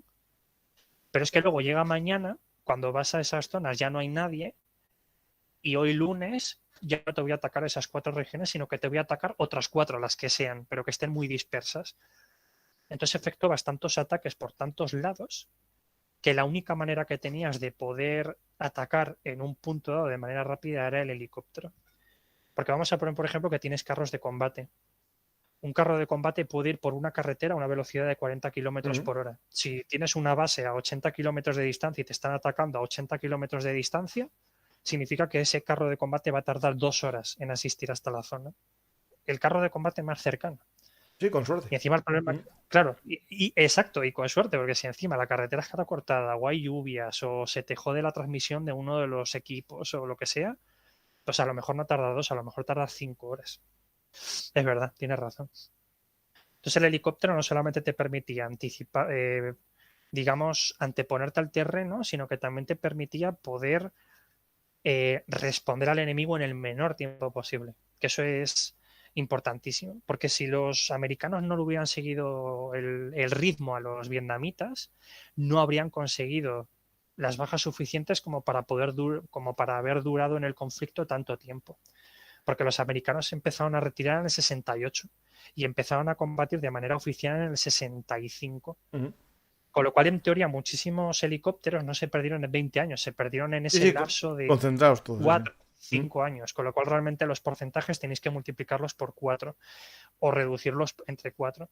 Es decir, que se habrían perdido 20 helicópteros a la semana, habrían salvado la vida a 20 soldados por cada helicóptero más o menos, habrían tenido más o menos unas 400 salidas por helicóptero perdido. Sigue siendo un buen ratio de todas formas, porque se salvaron la vida a muchos soldados. Se estima que se salvaron la vida a, ojo, 390.000 soldados. Cágate el orito. O sea, Sí, una sí, sí. división son unos 12.000 soldados. O sea, eso significa que, claro, luego seguramente que vendrá alguien y me dirá, ya, pero ¿y si han contabilizado 2 veces al mismo soldado porque le dispararon No, 2 no, pero es veces que en el claro, es brazo? que pudo estar No herido cuenta. 2 veces, claro. No cuenta. No, sí, sí cuenta, Eh, porque salvaron 2 veces. no, sí, sí, que digo, No, no, lo decía sí, un no, poco que de no, broma. no No es cuenta lo como dos normal. personas, cuenta como una, pero bueno, yo lo entiendo. No, no, pero lo digo un poco de broma. Realmente en este caso sí contaría, pero vamos, no es lo normal, porque normalmente cuando estás herido, bueno, realmente sí contaría, porque algunos heridos podían volver No, después claro, al campo vuelves de en el batalla. siguiente Eran clic, en el heridos. siguiente. No, claro, hay gente que estuvo 4 turnos y 5. Claro, es que hay gente que, Profesionales, sí, los por ejemplo, profesionales. fue herida levemente. Cuando tienes una herida levemente, pues vas a la posta, te curan y puedes seguir combatiendo. Pero solamente te retiran cuando tienes una herida que impide que puedas hacer tu trabajo. Pero bueno, tampoco hubo tantos casos y en cualquiera de los casos el ratio seguro que no baja tampoco mucho, porque hubo muchos soldados que se salvaron. Pero si una división son 12.000 soldados, significa más o menos que los americanos salvaron, o sea, sí, por cada soldado que salvaron. O sea, si por cada 12.000 soldados salvados pudieras constituir una división, los soldados americanos habrían salvado 32,5 divisiones. O sea, son muchos, Sí, sí, sí. realmente, muchísimos soldados.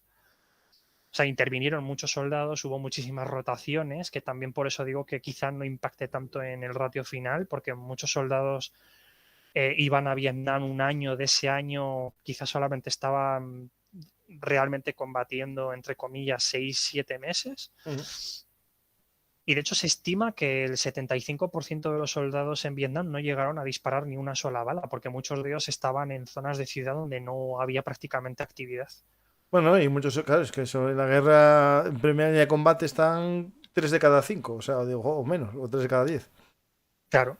Luego, por ejemplo, hay una batalla también bastante interesante donde intervinieron las tropas teletransportadas, que fue, por ejemplo, durante la gran batalla de Khe Sanh, que si, por ejemplo, la batalla de Da Nang fue la primera gran batalla helitransportada moderna, De digamos que la Yadran no primera. hablamos mucho, pero podemos un día hablar sobre ella, porque hay mucho tema que contar de ella. Aquí estamos hablando, si, Uf, si sí, alguien nos dice que no hablamos de ella, es que nuestra idea es hacer un viaje de todo, es decir, hablar de todo un poco.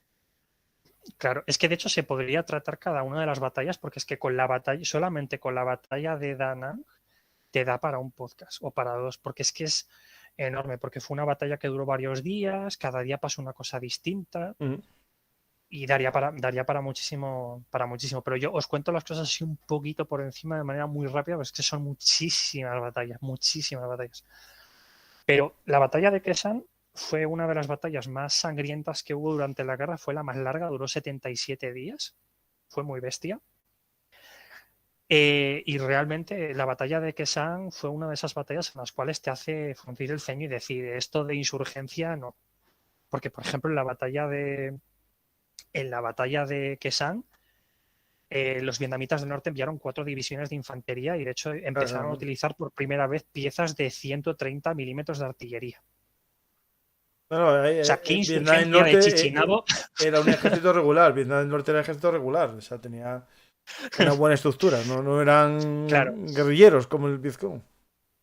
claro. Lo que pasa es que yo me pregunto, ¿qué insurgencia de Chichinabo te trae carros de combate, te trae No, pero, artillería de pero ahí, 130 ahí milímetros? Aza, no, yo creo que cuando hablan de insurgencia hablamos del Vietminh, del Vietcong, del Vietcong, y cuando hablamos del ejército del Vietnam del Norte es un ejército regular. O sea, lo que hay que diferenciar los dos elementos. Luchaban en la Claro, misma claro. guerra, pero no eran lo mismo. El Vietminh, digamos, el Vietminh, que era el ejército No, no, no, no, no, no, para nada. Lo único, sí, lo que trato de decir yo es que en la guerra de Vietnam la mayor parte de la gente cree que fue una guerra de Sí, sí, guerrillas. sí, la mayor parte de la gente cree que eran el Vietcong, sí. Sí, sí, pero no. Claro, y la pregunta que yo les lanzo es, ¿qué guerrilla de Chichinabo conocéis vosotros que os pueda organizar en una tarde 4 divisiones con carros de combate, con artillería? La única que se me puede ocurrir así por encima es Hezbollah y es quizá una de las pocas excepciones que hay en todo el mundo. Bueno, carros de combate quizá no te metan, pero te van a empezar artillería ligera y media si poder meterte, organizarte fuerzas especiales y organizarte así operaciones de maniobra y tal, pueden hacerlo perfectamente. De hecho, ya alguna vez ya miraron cara a cara a los israelíes, sobre todo en la guerra del 2006, en el Líbano. De hecho, fue una derrota táctica para los israelíes, de hecho. O sea que quizás una de las pocas excepciones que yo conozco de insurgencias que te pueden montar que te pueden montar algo gordo, pero es que ni de lejos a lo que ocurrió en la batalla de Quesan, porque es que fueron 4 divisiones y efectivamente fueron por Vietnam del Norte. Por hecho, Vietnam del Norte ya empezó a desplegar por primera vez esas piezas de artillería tan pesadas de 130 milímetros y tal. Lo que pasó en la batalla de Quesan es que la batalla de Quesan, para poder mantener la posición durante 77 días, se tuvo que brear el cobre, la fuerza aerotransportada, una barbaridad. De hecho, en esta batalla se empezó a emplear por primera vez los envíos tirados por paleles de helicópteros. Iba el Chinook, que había tanta densidad de fuego y había tanta potencia de fuego que no podían arriesgarse a desembarcar, y lo que hacían era abrían la portezuela de atrás y lanzaban el equipaje con palés y con paracaídas al campo de batalla. Lo recogían y listo. ¿Por qué tuvieron que invertir una gran cantidad de recursos? Porque durante los primeros días el ejército de Vietnam del Norte efectuó un disparo con un obús, penetró el almacén de Quesang y se cargaron 8.000 toneladas de municiones. Se quedaron prácticamente secos. Desde ese momento hubo una explosión enorme, hubo una gran cantidad de bajas sin confirmar, y después tuvieron que traer un montón de recursos para mantener la posición. Por eso fue la batalla más sangrienta de la zona. Tuvo que intervenir las fuerzas aerotransportadas para relevar y evacuar a soldados que de otra manera habrían muerto, o se salvaron un montón de vidas en Quesan. Y Quesan ocurrió más o menos en paralelo con la batalla de Hue durante la ofensiva del Tet, porque de hecho durante estos eventos Vietnam, bueno, el Vietcong empezó a efectuar una gran serie de ataques por toda la geografía de Vietnam. Esto hizo que los americanos estuvieran demasiado dispersos y no pudieran concentrar una fuerza en un solo punto. Y las únicas reservas que tenían para concentrar a fuerzas en un solo punto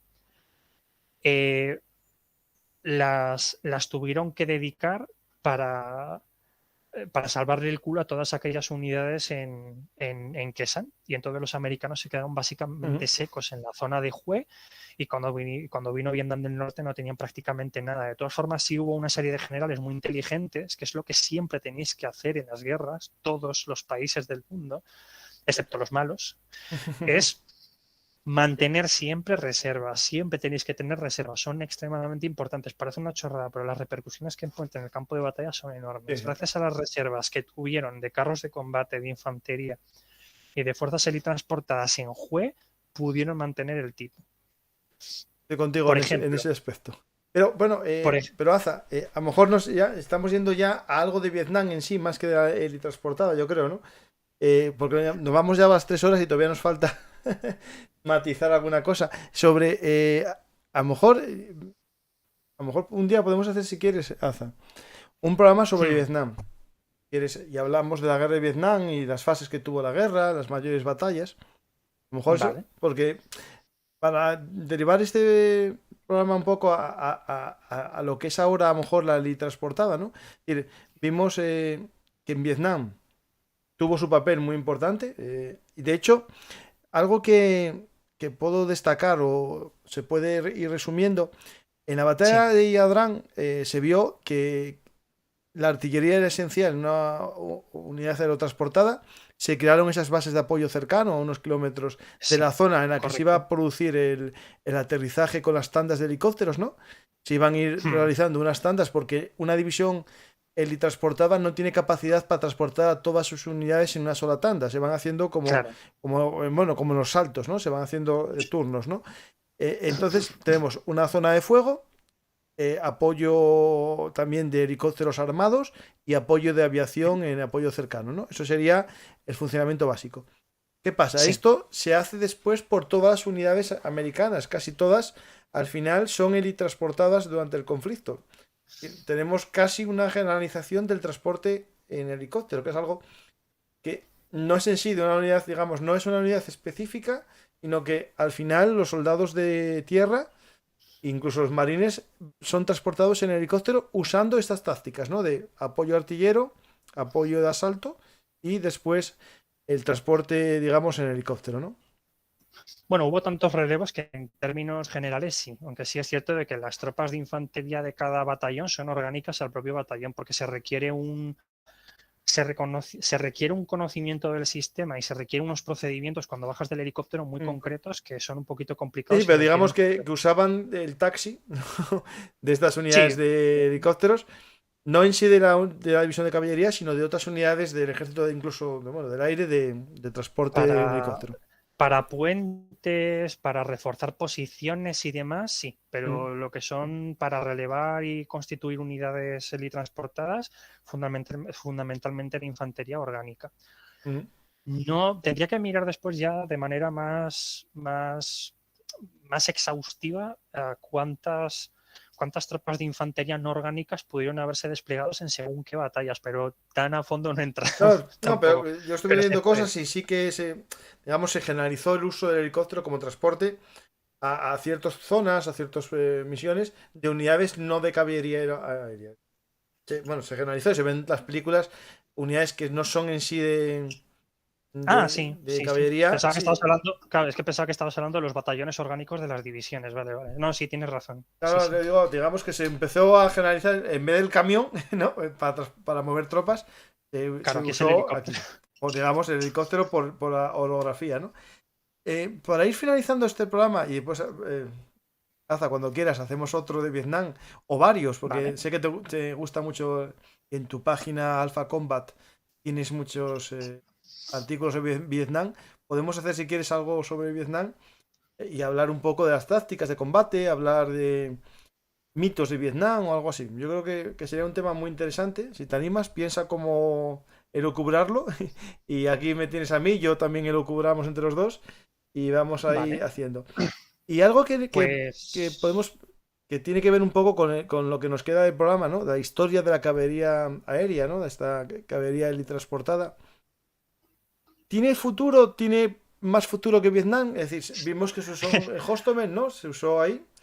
esa Eh, pregunta siempre la haces. Sí, claro, claro, claro. De hecho, en el público tenemos un seguidor colombiano y dice que en Colombia la caballería Sí, aérea sí. se sigue usando mucho por Ese la sentido. orografía y por la lucha contra la insurgencia, ¿no? Contra los rebeldes.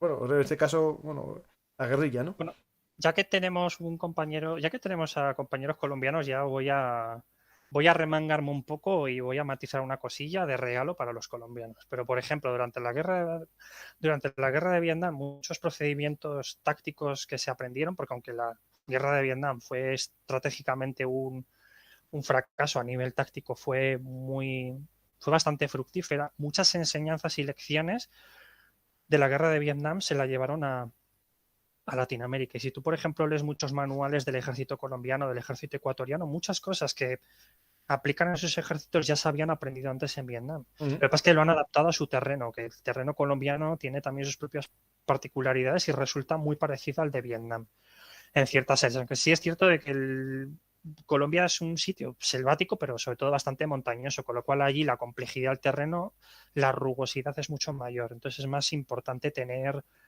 esta clase de medios, especialmente si tenemos en cuenta las infraestructuras de caminos, que en Colombia la mayor parte de carreteras Sí, sí. de, tienden a ser de tierra y llueve mucho y se llenan de barro. Pero durante la guerra de Vietnam, los helicópteros Hiwi, los UH-1 Hiwi, la versión Hawk, los que iban muy artillados, cuando iban artillados no podían llevar infantería, Ujú. porque le metían dentro una serie de carcasas con una gran cantidad de munición y no podían operar con infantería. Pues mira, un pequeño detalle para vosotros. Hay un helicóptero que es el Mi-24, que por cierto lo opera también Venezuela y lo opera Perú y lo opera hasta hace poco Brasil, que le va a dar de baja. Tiene capacidad de ataque y de transportar tropas en su interior. Puede llevar 8 soldados. Eso lo hablamos Pues en resulta, el programa que hicimos de Ucrania, comentamos un poco sí, ese híbrido, ¿no? exacto. Pues hay otro híbrido, entre comillas. Yo no lo considero un helicóptero de ataque puro, pero bueno, según los propios colombianos es un helicóptero de ataque. Si lo tienen designado así, se respeta. ¿Qué es el Arpía? El Arpía es un Black Hawk, o sea, es un UH-60 Black Hawk. Eso, puedes buscarlo y vas a ver que Estoy buscando, está bien. lo tengo aquí, sí, sí, sí.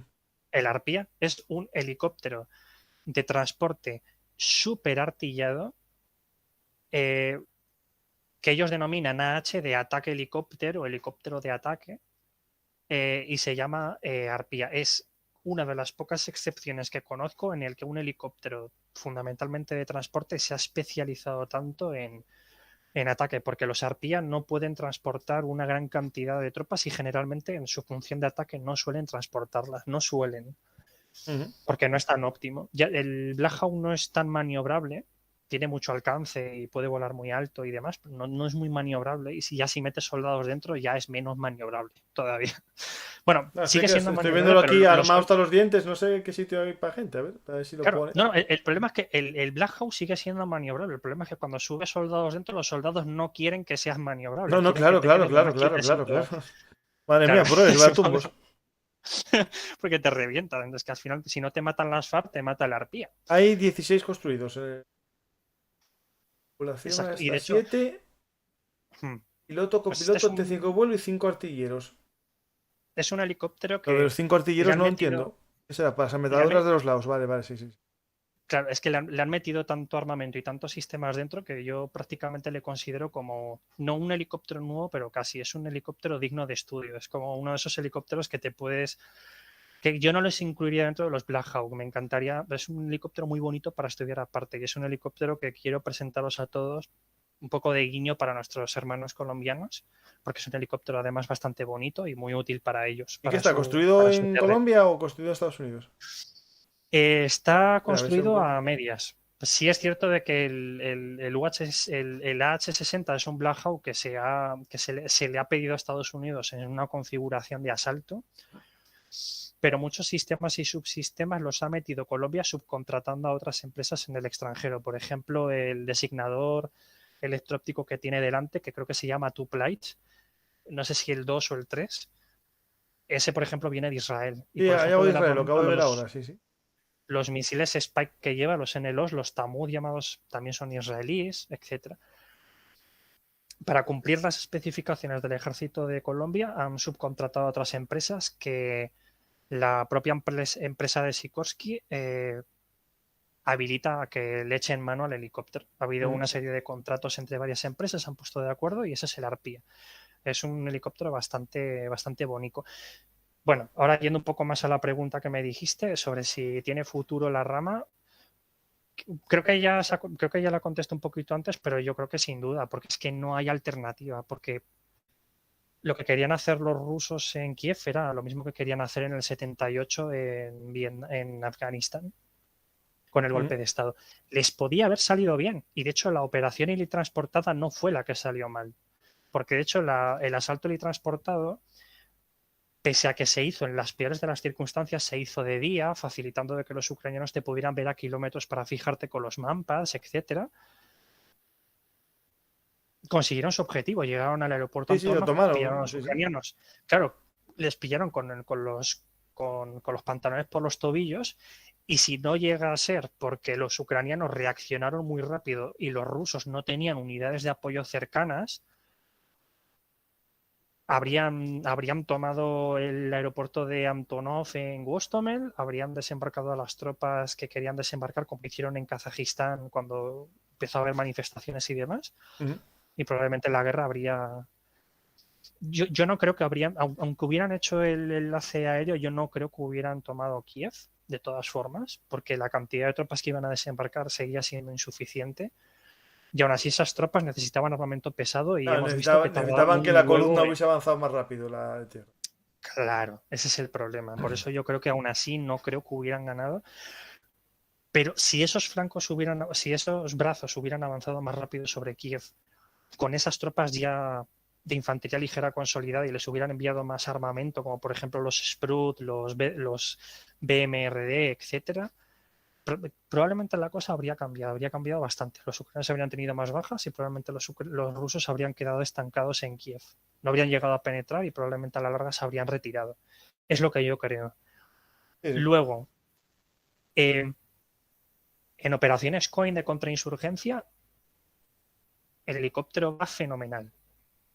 En guerras de alta intensidad, siempre los helicópteros tienen que ser utilizados con otros medios en el campo de batalla, si no, como cualquier medio, carro de combate, caza de combate, Sí, lo que sí. sea, está abogado al fracaso.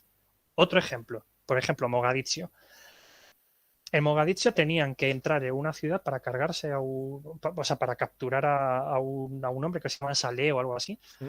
que estaba bloqueando las ayudas humanitarias a la región. Empezaron a llevar una serie de Black Hawks y unidades a HMH-6 Little Bear del SOAR, de los Night Stalkers, que digamos que dentro de las unidades helitransportadas, el SOAR es la élite de la élite. O sea, no conozco una unidad más especializada en asalto helitransportado en un ejército que el SOAR en Estados Unidos. Bueno, sí, hay equivalentes en Francia, en Australia, pero yo considero que el SOAR es actualmente la punta de lanza y es una de las mejores unidades. El SOAR, que se llama los Night Stalkers, o sea, los observadores nocturnos, entraron en Mogadiscio. Claro, la operación, entre comillas, fracasó. ¿Pero por qué fracasó? ¿Por el helicóptero? No. Cometieron varios errores. En primer lugar, atacaron de día.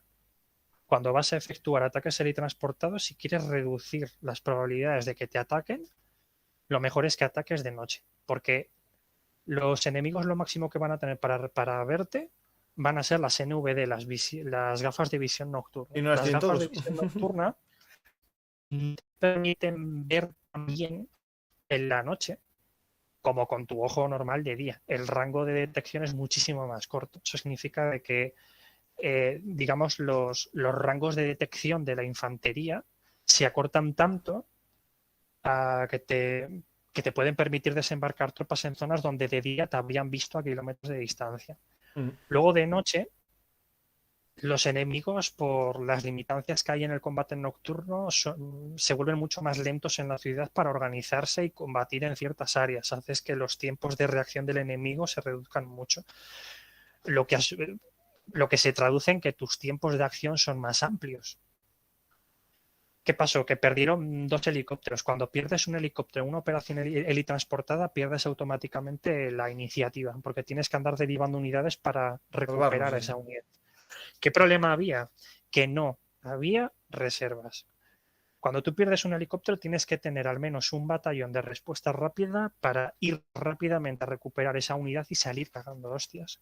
No puedes andar diciendo a las unidades que están más preocupadas de cumplir su objetivo que aborten el objetivo para ir a un sitio que no conocen a recuperar a un tío que no conocen.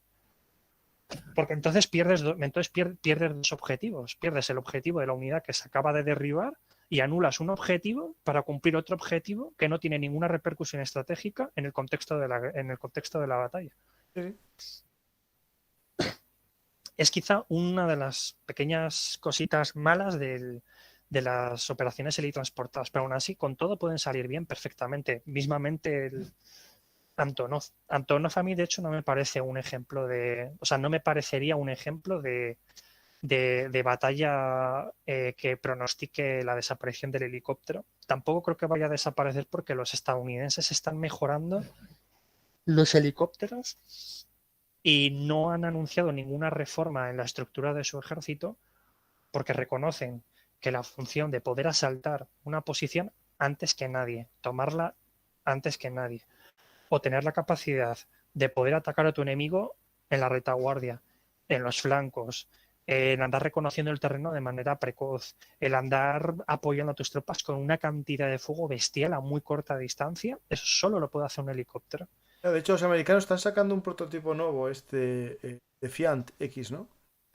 Sí, y luego también había por ahí otro que era el que yo considero que va a ganar como helicóptero de ataque, que va a ser el Bell 360 Invictus. Sí, pues este Defiant es de tropas. El Defiant X para transportar tropa.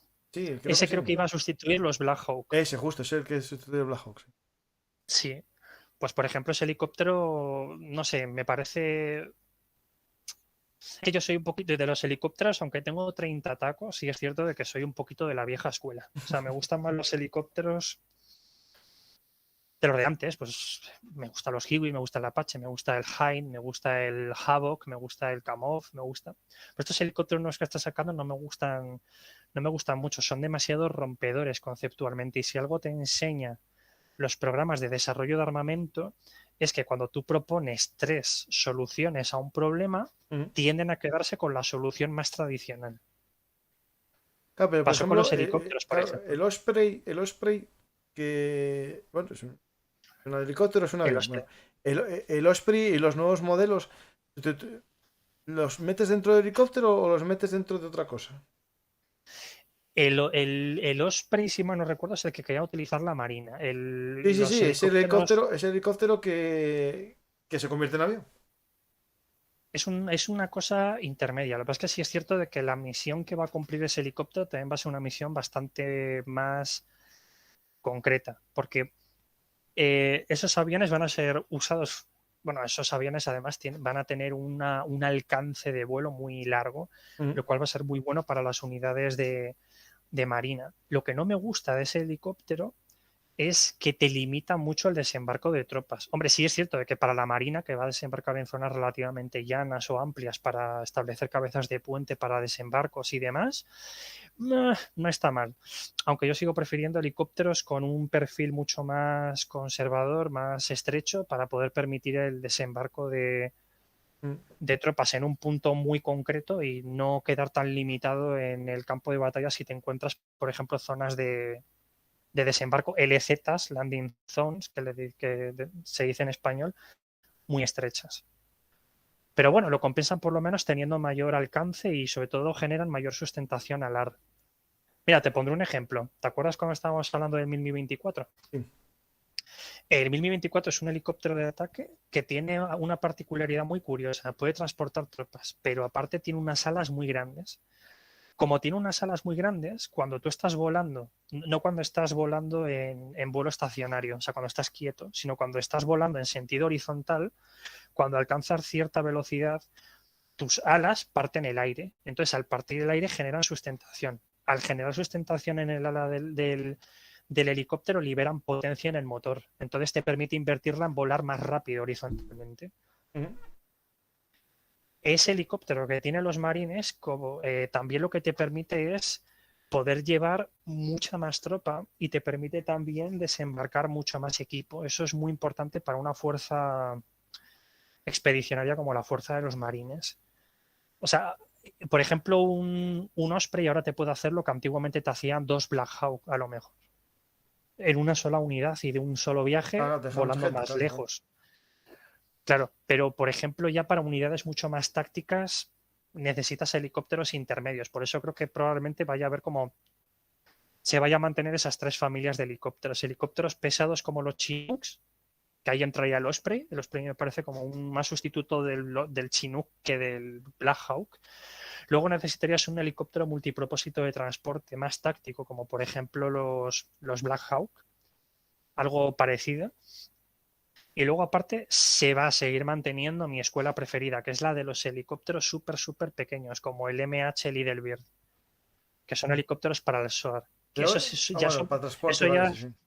claro, eso ya son para unidades superélite. Pero claro, dentro de los elementos helitransportados, por resumir, tenemos por un lado las unidades para efectuar puentes que no entran en combate normalmente, que es en plan como lo que os dije antes, vais al aeropuerto Antonov, garanticéis el aeropuerto y luego vienen unidades para traer infantería, no van a combatir, van a desplegarse en esa región, luego ya serán organizadas para el combate. Luego tenemos otra escuela, que son las unidades de asalto, que es de las que hemos estado hablando durante todo el podcast, y luego tenemos otra que son las unidades de asalto de fuerzas especiales. Porque ahora, cuando tú, por ejemplo, quieres desplegar una fuerza. Imagínate, por ejemplo, un asalto helitransportado en 3 fases. Primero llevas a unidades muy pequeñitas que te reconocen el terreno y te garantizan una LZ, o sea, una zona de desembarco. Luego vienen las unidades aerotransportadas tradicionales, que vienen, bajan, asaltan, consolidan y mantienen. Y luego vienen en tercera fase las unidades que vienen a reforzar, a alimentar o a hacer puente en esa zona que acabas de consolidar con tus tropas de asalto. Digamos que hay 3 escuelas, hay 3 tipos de peso, peso pluma, peso medio y peso pesado. Bueno, en peso ligero hay 2. Está peso pluma, peso ligero, peso medio y peso pesado de helicópteros. Y de hecho, algunas operaciones helitransportadas en la Unión Soviética también intervenían con helicópteros muy pesados como el Mi-26 Alo, que es actualmente el helicóptero de transporte más pesado que hay. Y ese helicóptero, por ejemplo, te puede llevar dentro por ejemplo, pues, por ejemplo, ¿cómo se llama esto? Por ejemplo, un BTRD-2. Eso lo vimos Perdón, en el programa lo vimos justo aquí, mira, tengo la imagen, saliendo, bueno, está saliendo sí, el Hammer, el Humvee que tienen los rusos, ¿no? sí, perdón, era BMRD-2. Ese es el O sea, de el que tiene las unidades aerotransportadas de... sí. O, por ejemplo, también lo que puedes hacer es, bueno, las fuerzas helitransportadas a veces también se sirven del apoyo aerotransportado, porque, por ejemplo, si tú vas a tomar un área muy grande, lo que puedes hacer es enviar a tus fuerzas helitransportadas, te haces fuerte para consolidar una base de fuego y establecer un perímetro, y luego dentro de ese perímetro envías a tus fuerzas Bueno, es aerotransportadas. lo que hicieron en Hostomel, lo que querían hacer, sí. Ojo, pero no traerá fuerza, porque ellos lo que querían hacer era un puente con infantería normal. Sí, bueno, sí, pero en lanza paracaidistas, sí, sí, te entiendo, sí. Sí. Ah, bueno, claro, sí. En plan, consolidas una zona, envías a Claro. paracaidistas y luego esos paracaidistas bajan armamento más pesado. Por ejemplo, el Sprut, el BMRD, etcétera. Eso El fue. Sprut, por cierto, es un vehículo, es muy ligerito, no tiene prácticamente nada de blindaje. Te viene bien contra un 7,62, como mucho contra un calibre 50 y para de contar. Pero tiene un cañón de 120 milímetros, tiene la misma pegada que un T-90. ¿Mm? O sea, las fuerzas, las VDV rusas te pueden desplegar en un batallón helitransportado la misma potencia de fuego que un T-90. O sea, es muy bestia eso. Porque normalmente te suelen desplegar unidades que tienen cañones de 30 milímetros, cañones de 105 milímetros como mucho, pero ¿Mm? 120 es una pasada. Es muy bestia. Es muy bueno ese sistema. Entonces, si combinas las fuerzas helitransportadas con las fuerzas aerotransportadas, que no están obsoletas, pero sí se limita mucho su uso en el campo de batalla, entonces las posibilidades se multiplican. Entonces Bien, bien. tenemos el helicóptero que va a seguir siendo esencial para evacuar a soldados heridos. Va a seguir siendo esencial para asaltos verticales en zonas muy estrechas. Va a seguir siendo importante para llevar logística, pero pesada. No me refiero en plan llevarte un dron por ejemplo, con una caja de cartuchos de calibre 50. Me refiero en plan que te venga un helicóptero y te baje 3, 4, 5 toneladas de armamento, que es muy bestia eso, se dice pronto. Pero es que también el helicóptero puede hacer otra cosa que no he mencionado que te hace en Vietnam, que es que, por ejemplo, un Chinook te puede amarrar un cañón de 105 milímetros de montaña. Tus tropas helitransportadas pueden establecer un perímetro, dentro de ese perímetro desembarcarte 5 piezas de artillería, atacar a una unidad con las piezas de artillería en menos de 20 minutos, y en 20 minutos recoges todo y te largas. Y para cuando el enemigo ha llegado a la zona donde piensa que hay una posición de artillería, que lo único que vea nada más sean casquillos vacíos en el suelo. ¿Mm? Esto pasó, por ejemplo, mucho en Vietnam, que los Chinooks y los Sea Sprites, que es otro helicóptero que no te mencioné antes, pero que es muy bonito. De hecho, es mi helicóptero de carga preferido, que utilizan los estadounidenses. Pues ese, que de hecho, si quieres, podrías buscarlo para mostrárselo Dime el nombre. a los compañeros. Es el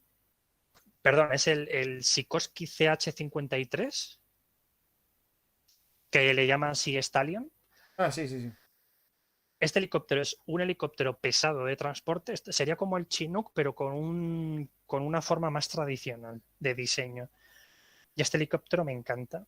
Esta clase de helicópteros, junto con los Chinook, o sea, con los CH-47 y los CH-63, perdón, con los, o sea, con los CH-47 y los CH-46 podían desplegarte piezas de artillería, pero no de la cabina, sino tenían una correa, unas eslingas, y debajo iban transportando una pieza de artillería de 105 milímetros. Ujú.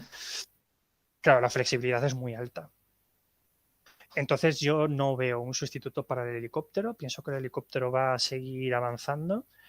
Hay algunas misiones que quizá ya no vaya a cumplir y que puedan cumplir otros sistemas, como por ejemplo los drones, sobre todo en tareas de observación y reconocimiento. Así que no tienes que andar enviando pequeños helicópteros tripulados. Puedes llevar un dron a 1 kilómetro, 2 kilómetros de distancia de un helicóptero, y si detecta enemigos, incluso el propio dron puedes utilizarlo como munición Sí, en caso de que se dirija detectar al una amenaza. objetivo. Sí, sí. Claro, tienes un dron recuperable, pero que tiene un misil, vamos a poner por ejemplo un NLOS, le lanza, y una vez que la ha lanzado, si por ejemplo está merodeando por la zona y ve un objetivo de prioridad y que le tiene que atacar ahora en ese momento, coges el dron y ¡pum!, te lo cargas. Pero por ejemplo, si detecta una amenaza pesada, no te vale el dron. Vas a necesitar un dron muy pesado. Yo no conozco ningún dron que tenga más capacidad de carga que un Apache, por ejemplo. Ujú. Aparte que Por un ahora. dron, difícilmente a un dron aparte le vas a meter un cañón de 30 milímetros, porque aparte el armamento principal de un helicóptero de ataque no son los misiles, es el cañón, Sí, sí. porque es con lo que le proporcionas fuego de apoyo a tus tropas. Pienso que el helicóptero va a combatir y va a colaborar en un entorno mucho más complejo. Va a haber más drones, los helicópteros van a tener un poco... Es que aparte los helicópteros también van a tener más capacidades que les va a permitir desarrollar misiones de manera más eficiente o cumplir otras misiones. Cargar más peso, volar más lejos, llevar más tropas, golpear más lejos, golpear de manera indirecta a las tropas para no tener que andar dependiendo siempre del enfrentamiento tan directo. Van a ser más seguros, van a tener más redundancia de vuelo, van a tener sistemas de defensa contra misiles, los míticos ECM, los Electronic Counter Versus o contramedidas electrónicas, que es como el equivalente a los APS en los tanques. Ujú. Y Hay encima, mucho tema ahí. claro, y encima tienes tantos diseños de helicópteros que si con palas en tándem, con palas coaxiales, cada uno en función de cómo esté diseñado te cumple una u otra misión. Es que vemos que incluso dentro de los helicópteros también se configuran en Claro, pesos y en claro, distribuciones para el cumplir problema es que otras misiones. lo que tú ves un helicóptero lo puedes ver un dron. Es decir, al final la única diferencia que hay de un helicóptero a un dron es solamente que hay una persona dentro o no. Es decir, yo puedo hacer un mismo diseño de estos helicópteros, pero manejado por un ordenador, o sea, o a distancia. Es decir, el futuro, yo no sé si aquí llamamos un helicóptero, es decir, si un dron con aspas y que no sean 4 aspas ni 8, que solo sea una o dos, sería un dron o un helicóptero. Es decir, ¿sí me entiendes? Yo la plataforma que la maneje una persona o que la maneje una persona a distancia, no sé si eso es el objeto del dilema. Es decir, al final, ¿qué es importante? ¿Un dron que vuele como un avión o un dron que vuele como un helicóptero? Al final, lo que tú dices que es necesario, lo va a ser, pero puede que no maneja por una persona cerca, sino lejos. Mira, yo ya tengo de hecho una opinión formulada al respecto porque siempre cae, Sí, pero sí. hay un problema en el campo de batalla. El campo de batalla es que cada vez estamos dependiendo más de sensores, de sistemas fuertemente electronizados, que tienen mucha electrónica, vaya. El problema de la electrónica es que la electrónica, por norma general, tiende a fallar más. No significa que sea obsoleto o que no se deba de aplicar. Tiene muchas ventajas, ocupa menos espacio, es más eficiente, etcétera. Pero, ¿qué ocurre si, por ejemplo, tú tienes una unidad de infantería en un punto del campo de batalla y toda la misión e incluso la vida de tus soldados depende de que el helicóptero cumpla su rol en el campo de batalla, y cabe la posibilidad de que el helicóptero te le corten de manera tan sencilla como cortándote el enlace con el helicóptero o dañándote sus partes más electrónicas? No, si te queman eso, claro, si te queman eso, pero me imagino que un impulso electromagnético de ese tipo, si se hace, también se podría derribar a un helicóptero normal. Técnicamente no, porque la mayor No, parte de los ya, porque helicópteros... van protegidos y tal, pero bueno. Bueno, no tanto porque vayan protegidos, que también porque de hecho los helicópteros el helicóptero funciona como una suerte de jaula de Faraday. Significa que todo fenómeno electromagnético no va a influir en la electrónica interna porque va a tender a interactuar con la carcasa exterior, que es conductora o tiende a interactuar con las ondas electromagnéticas. Pero es que aparte también tienes otro problema, que es que los helicópteros cada vez utilizan más mallas de cobre, como por ejemplo el Eurocopter Tiger, que está diseñado para los impulsos electromagnéticos, aunque la mayor parte de helicópteros pueden derivar los impulsos electromagnéticos por su carcasa. Sí puedes centralizar dentro del helicóptero una suerte de inteligencia artificial, entre comillas, que automatice los vuelos, pero siempre vas a necesitar un soldado por si se produce algún tipo de problema o de trastorno dentro de la plataforma para cumplir una misión. Yo creo que lo que va a hacer el helicóptero ciertos procesos se van a automatizar porque el helicóptero es bastante difícil de volar, es muy jodido. Por ejemplo, tú en un avión, si quieres ir hacia la izquierda, giras hacia la izquierda. Si quieres ir hacia la derecha, giras hacia la derecha. Pero el problema del helicóptero es que tú tienes el cíclico, tienes el colectivo, tienes la palanca de gases y cada vez que vas a generar algún input, algún cambio en el helicóptero, automáticamente tienes que compensarlo con el resto de los mandos del helicóptero. Es muy complicado. Sí es cierto de que al final lo haces con la gorra, es muy divertido y puedes hacer muchas cosas que con los aviones no pueden, que es su fuerte. Pero para vuelo estacionario, operaciones de denegación del espectro aéreo y demás, para tareas de apoyo aéreo cercano y demás, yo por lo menos sí metería sí o sí una tripulación dentro, como mínimo un soldado, como mínimo uno. Yo creo que el futuro será que cada vez vamos a ver más helicópteros tripulados no por 2 soldados, sino por uno, automatizando procesos. Pero siempre vas a necesitar uno para centralizar los procesos en caso de que te corten la señal, te falle la electrónica, te intervenga en la electrónica, porque aparte cada vez se van a usar más láseres. El láser lo que puede hacer, por ejemplo, es calentarte el helicóptero y quemarte la electrónica. Por ejemplo, en helicópteros fly-by-wire significa que tú, por ejemplo, cuando gobiernas vamos a poner, por ejemplo, el rotor principal, lo haces generalmente con una transmisión mecánica que pesa, ocupa mucho volumen y si quieres tenerla redundante solo puedes tener 2. Pero con el fly-by-wire significa de que tú puedes controlar las aspas principales mediante servos unidos mediante cables. ¿Cuántos cables puedes meter en el mismo espacio en el que metas 2 transmisiones mecánicas? Puedes meter cientos de cables. Eso significa de que te tienen que cortar 100 cables para que te quedes sin transmisión. Pero tiene el inconveniente de que se calienta más, generas más firma térmica, te lo pueden quemar antes con sistemas electrónicos. Es un poco complicado el futuro del helicóptero, pero yo pienso que debería de ser un sistema mecánico, ciertamente con algún elemento fly-by-wire de respaldo, que no por lo menos yo les metería una transmisión mecánica, les metería un montón de redundancia fly-by-wire, pero que siempre tenga una transmisión mecánica por si te queman la electrónica o te la intervienen. Metería un soldado solo en vez de 2 o 3 y trataría de mejorar los procesos para que sean más automatizados. Pero si el enemigo me corta la electrónica del helicóptero, da igual, paso a disposición manual y sigo cumpliendo una misión.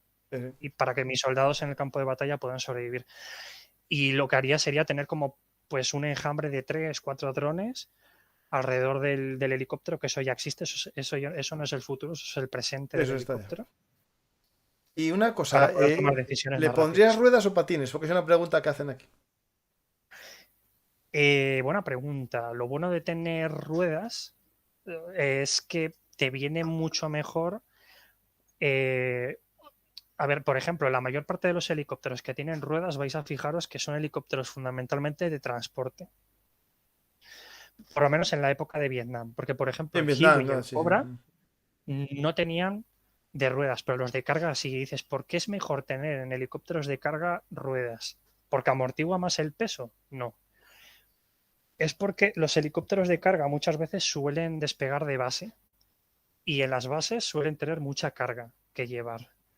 Si tuvieran que despegar de manera vertical con todo el peso, tendrían que llevar menos peso. Porque tienes que vencer el peso de la plataforma, el peso de la carga y luego volar hacia arriba. Pero si tú despegas el helicóptero de manera horizontal como un helicóptero, es decir, tú enciendes los motores, tiras de cíclico, metes gases, avanzas hacia adelante con el avión por una pista de aterrizaje. Tu avión, si tiene alas, va a empezar a generar sustentación, entonces vas a librar potencia en el motor y esa potencia del motor es la que vas a usar para meterle más potencia hacia arriba para compensar la carga que tienes en el helicóptero. Por eso se usa las ruedas en vez de pistas fijas en helicópteros fundamentalmente de transporte. En los de ataque también, porque te permite poder cargar mucha más munición en el aparato. Cuando el Apache va muy cargado, por ejemplo, le metes los FTs, los External Fuel Tank, o sea, los tanques externos de combustible, y le metes los misiles Hellfire, les metes cohetes, un montón de munición, le pones hasta arriba, metes a 2 tíos gordos que no han ido a cagar al baño, que acaban de venir de comer del McDonald's, o sea, le metes toda la carga del mundo al helicóptero.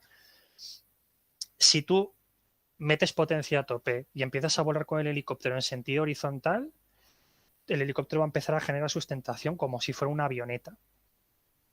Y esa sustentación que generas con las alas es potencia que estás liberando, que ya no tienes que usar del motor. Y esa es la potencia extra que usas para volar hacia arriba. Se puede compensar también usando helicópteros con rotores en tándem, como el Chinook, o por ejemplo como los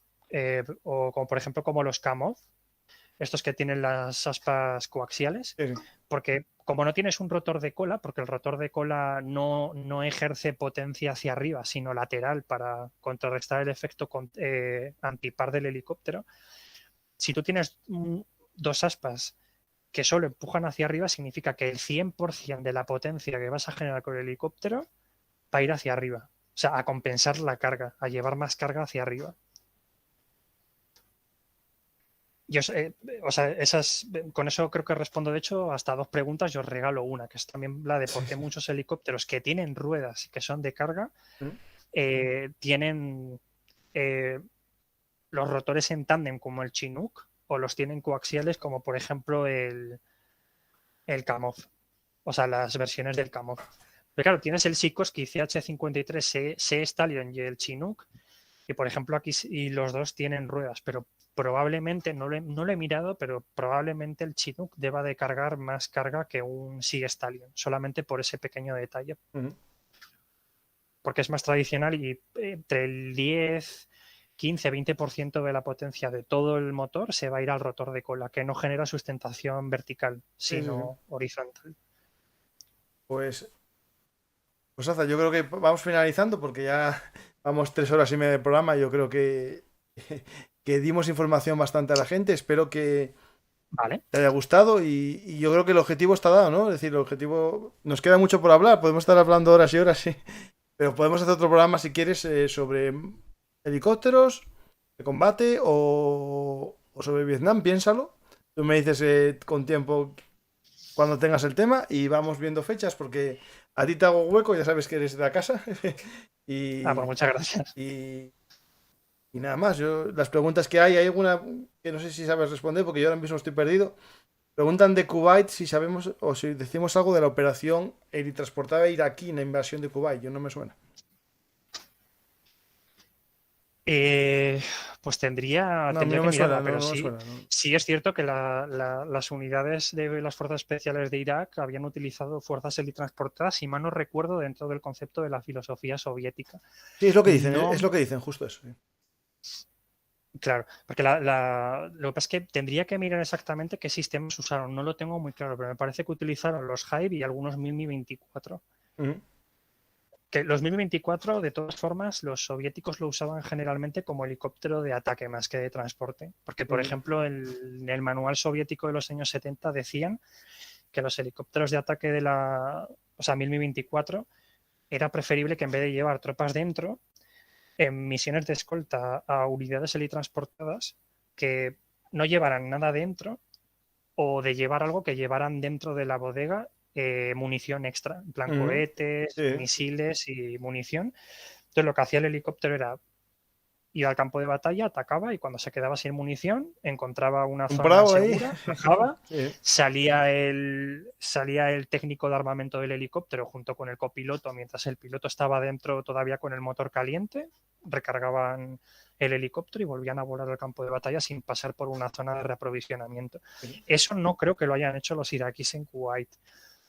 Pero los iraquíes, por ejemplo, no creían mucho en la fuerza aérea. De hecho, Saddam Hussein siempre despreció el uso de la fuerza aérea, lo cual fue un error catastrófico durante la guerra de Irak. Pero sí hubo un evento bastante curioso en el cual los iraquíes sorprendieron en una escaramuza a los estadounidenses y fue un asalto nocturno. Tendría que mirar exactamente cómo fue paso por paso.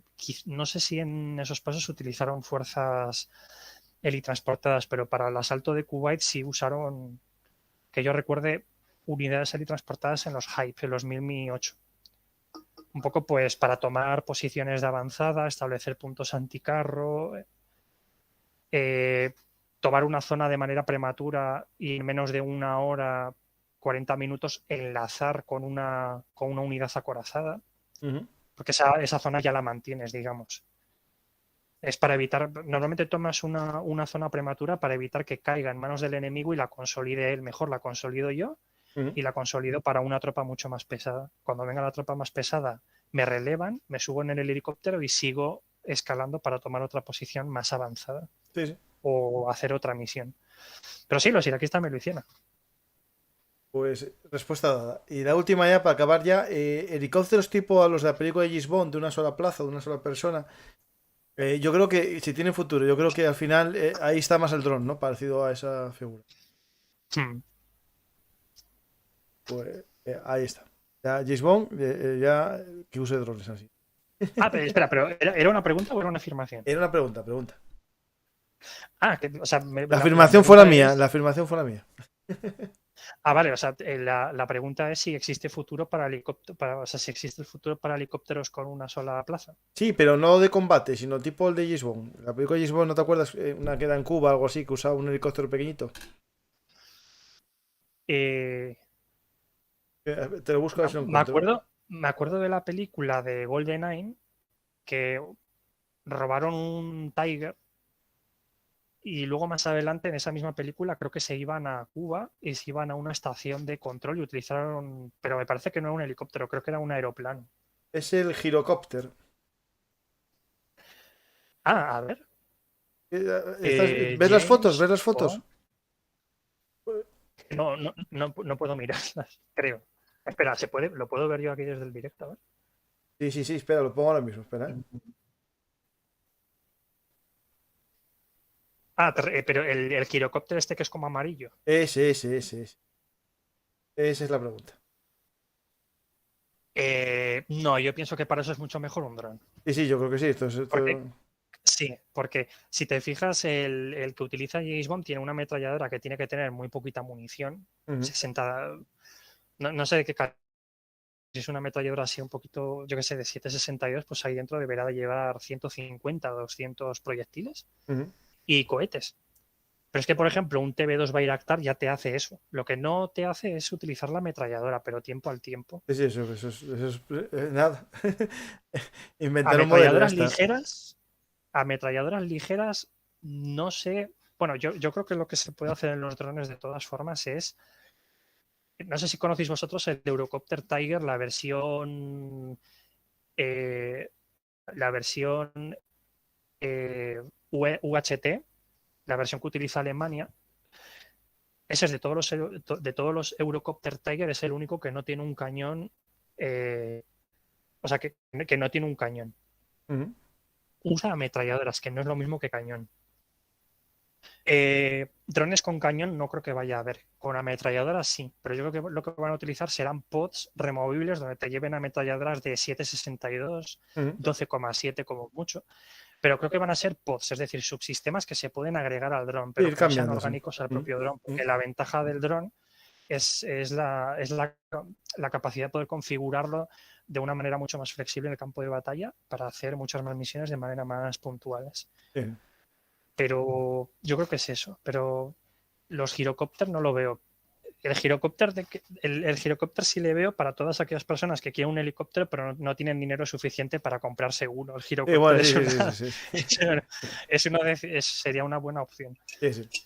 Pues... Es que no sé, es pues mejor, sí. ahí es mejor un dron, porque aparte en un girocóptero no solamente haces porcentualmente menos que un dron, sino que encima está tripulado y la persona Sí, que sí. hay dentro le pueden pasar cosas malas como morirse. Sí, sí, seguro. Tiene toda pinta, pues. Es mi opción, es mi opción. Sí, sí. A lo mejor el compañero opina distinto, pero si opina distinto, que me lo deje en la caja de comentarios, por favor. Sí, sí, A lo no, que la mejor gente deje hay algo comentarios que y que dé de comer al bicho y así se ve más el programa. Pues, Aza, muchas gracias, la verdad que fue un placer escucharte, hablar también, añadir alguna cosa, y puede que a gente no le guste y a otra gente le gusta que añada cosas, y espero que hayáis disfrutado todos los que estáis en el directo, la gente que lo escuchéis en iVoox, la gente que lo escuche en YouTube. Podéis ir a la página de Aza, que es alphacombat.com, era, es que no me acuerdo muy bien la extensión, o Blogspot, ¿no? Era alpha-combat.blogspot.com. Concretamente es alfa-combat.blogspot.com. Voy a entrar en la página para que la vea la gente. Sí, pero bueno, es muy pequeñito, es que no hace falta ni que te molestes. Ay. Que Está no soy ahí. Juan de Austria. Ah, y por cierto, ayudar a mi compañero Juan de Austria de Guerra Corazada. Ah, por también, favor, sí, que sí, su sí, blog sí, sí. Que es el yo mejor que hay en el mundo. lo conozco aquí a Aza por el tema, por Guerra Corazada, el canal de YouTube, y su página también, su blog, que os recomiendo a todo el mundo, la verdad que es un muy buen canal, y visitarlo. A ver si también tengo tiempo un día para volver a hacer un programa con él, con Guerra Corazada, con Juan de Austria, Juan II de Austria. Pues nada, muchas gracias, la verdad que siempre es un placer escucharte, aprender contigo y disfrutar de, bueno, de una buena, de un buen análisis, ¿no?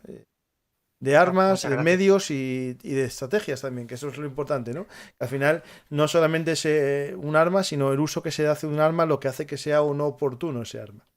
Al final, Claro. vamos Bueno, viendo. si quiero añadir una cosita más, lo único, pues nada, saludar a mi padre, a mi madre. Nada, mentiras, bromas. No, No, si solamente quería están decir viéndolo, pues tienen mérito, ¿eh? A la 1:30. No, solamente quería decir que, pues como siempre, que el placer es mío, que muchísimas gracias por haberme invitado a tu programa. Y nada, pues un saludo a todos por haberme aguantado la chapa y sobre todo de decirle a la gente que apoya a mi gran compañero Francisco en su canal de Belumartis, que se suscriba, que le dé un like y que le inviten a un buen sándwich y De vez en cuando, sí. una buena cervecilla ahora que hace calor. Muchas gracias, Aza. Pues lo mismo digo, que gracias a ti por venir, y a la gente que esté viendo el programa, pues eso, es muy fácil. Como dice mi hija, papá, diles a todos que den a me gusta y que se suscriban. Pues efectivamente, te da me gusta, dejen un comentario, se suscriban al canal si sois nuevos y acabáis de descubrir Velum Artis, ir hacia el historial tanto en podcast como en YouTube. Tengo muchas historias aquí habladas. Por desgracia, mucha gente no conocía a Velum Artis y era poca gente lo que los vio. Ahora cada vez más personas disfrutan de las historias habladas de los amigos de Velum Artis.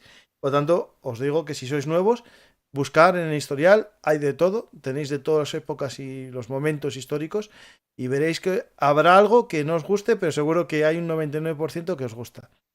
Muchas gracias a todos, darle a me gusta, compartir, dejar un comentario, y si queréis podéis apoyarnos en nuestro sistema de micromecenazgo en patreon.com, también en iVoox, en YouTube o en PayPal. Y si queréis lucir las camisetas de Velum Artis, en la página bhmshop.app podéis haceros con ellas. Ahora hay camisetas por solo 20 euros. Encontré una calidad un poco más económica y podéis tener las camisetas desde 20 euros. Y también sudaderas para el invierno que nos viene, que con el precio del gas habrá que llevar sudadera por casa. Pues podéis también comprar una sudadera en Velum Artis, bhmshop.app. Muchas gracias a todos y hasta la próxima historia hablada. Os dejo aquí con un poco de publicidad final. Amigos de la historia militar, si os ha gustado este contenido, por favor apoyadnos en iVoox, YouTube o Patreon. Recordad que Velum Artis es vuestro canal de historia militar y trabajamos para daros los mejores contenidos.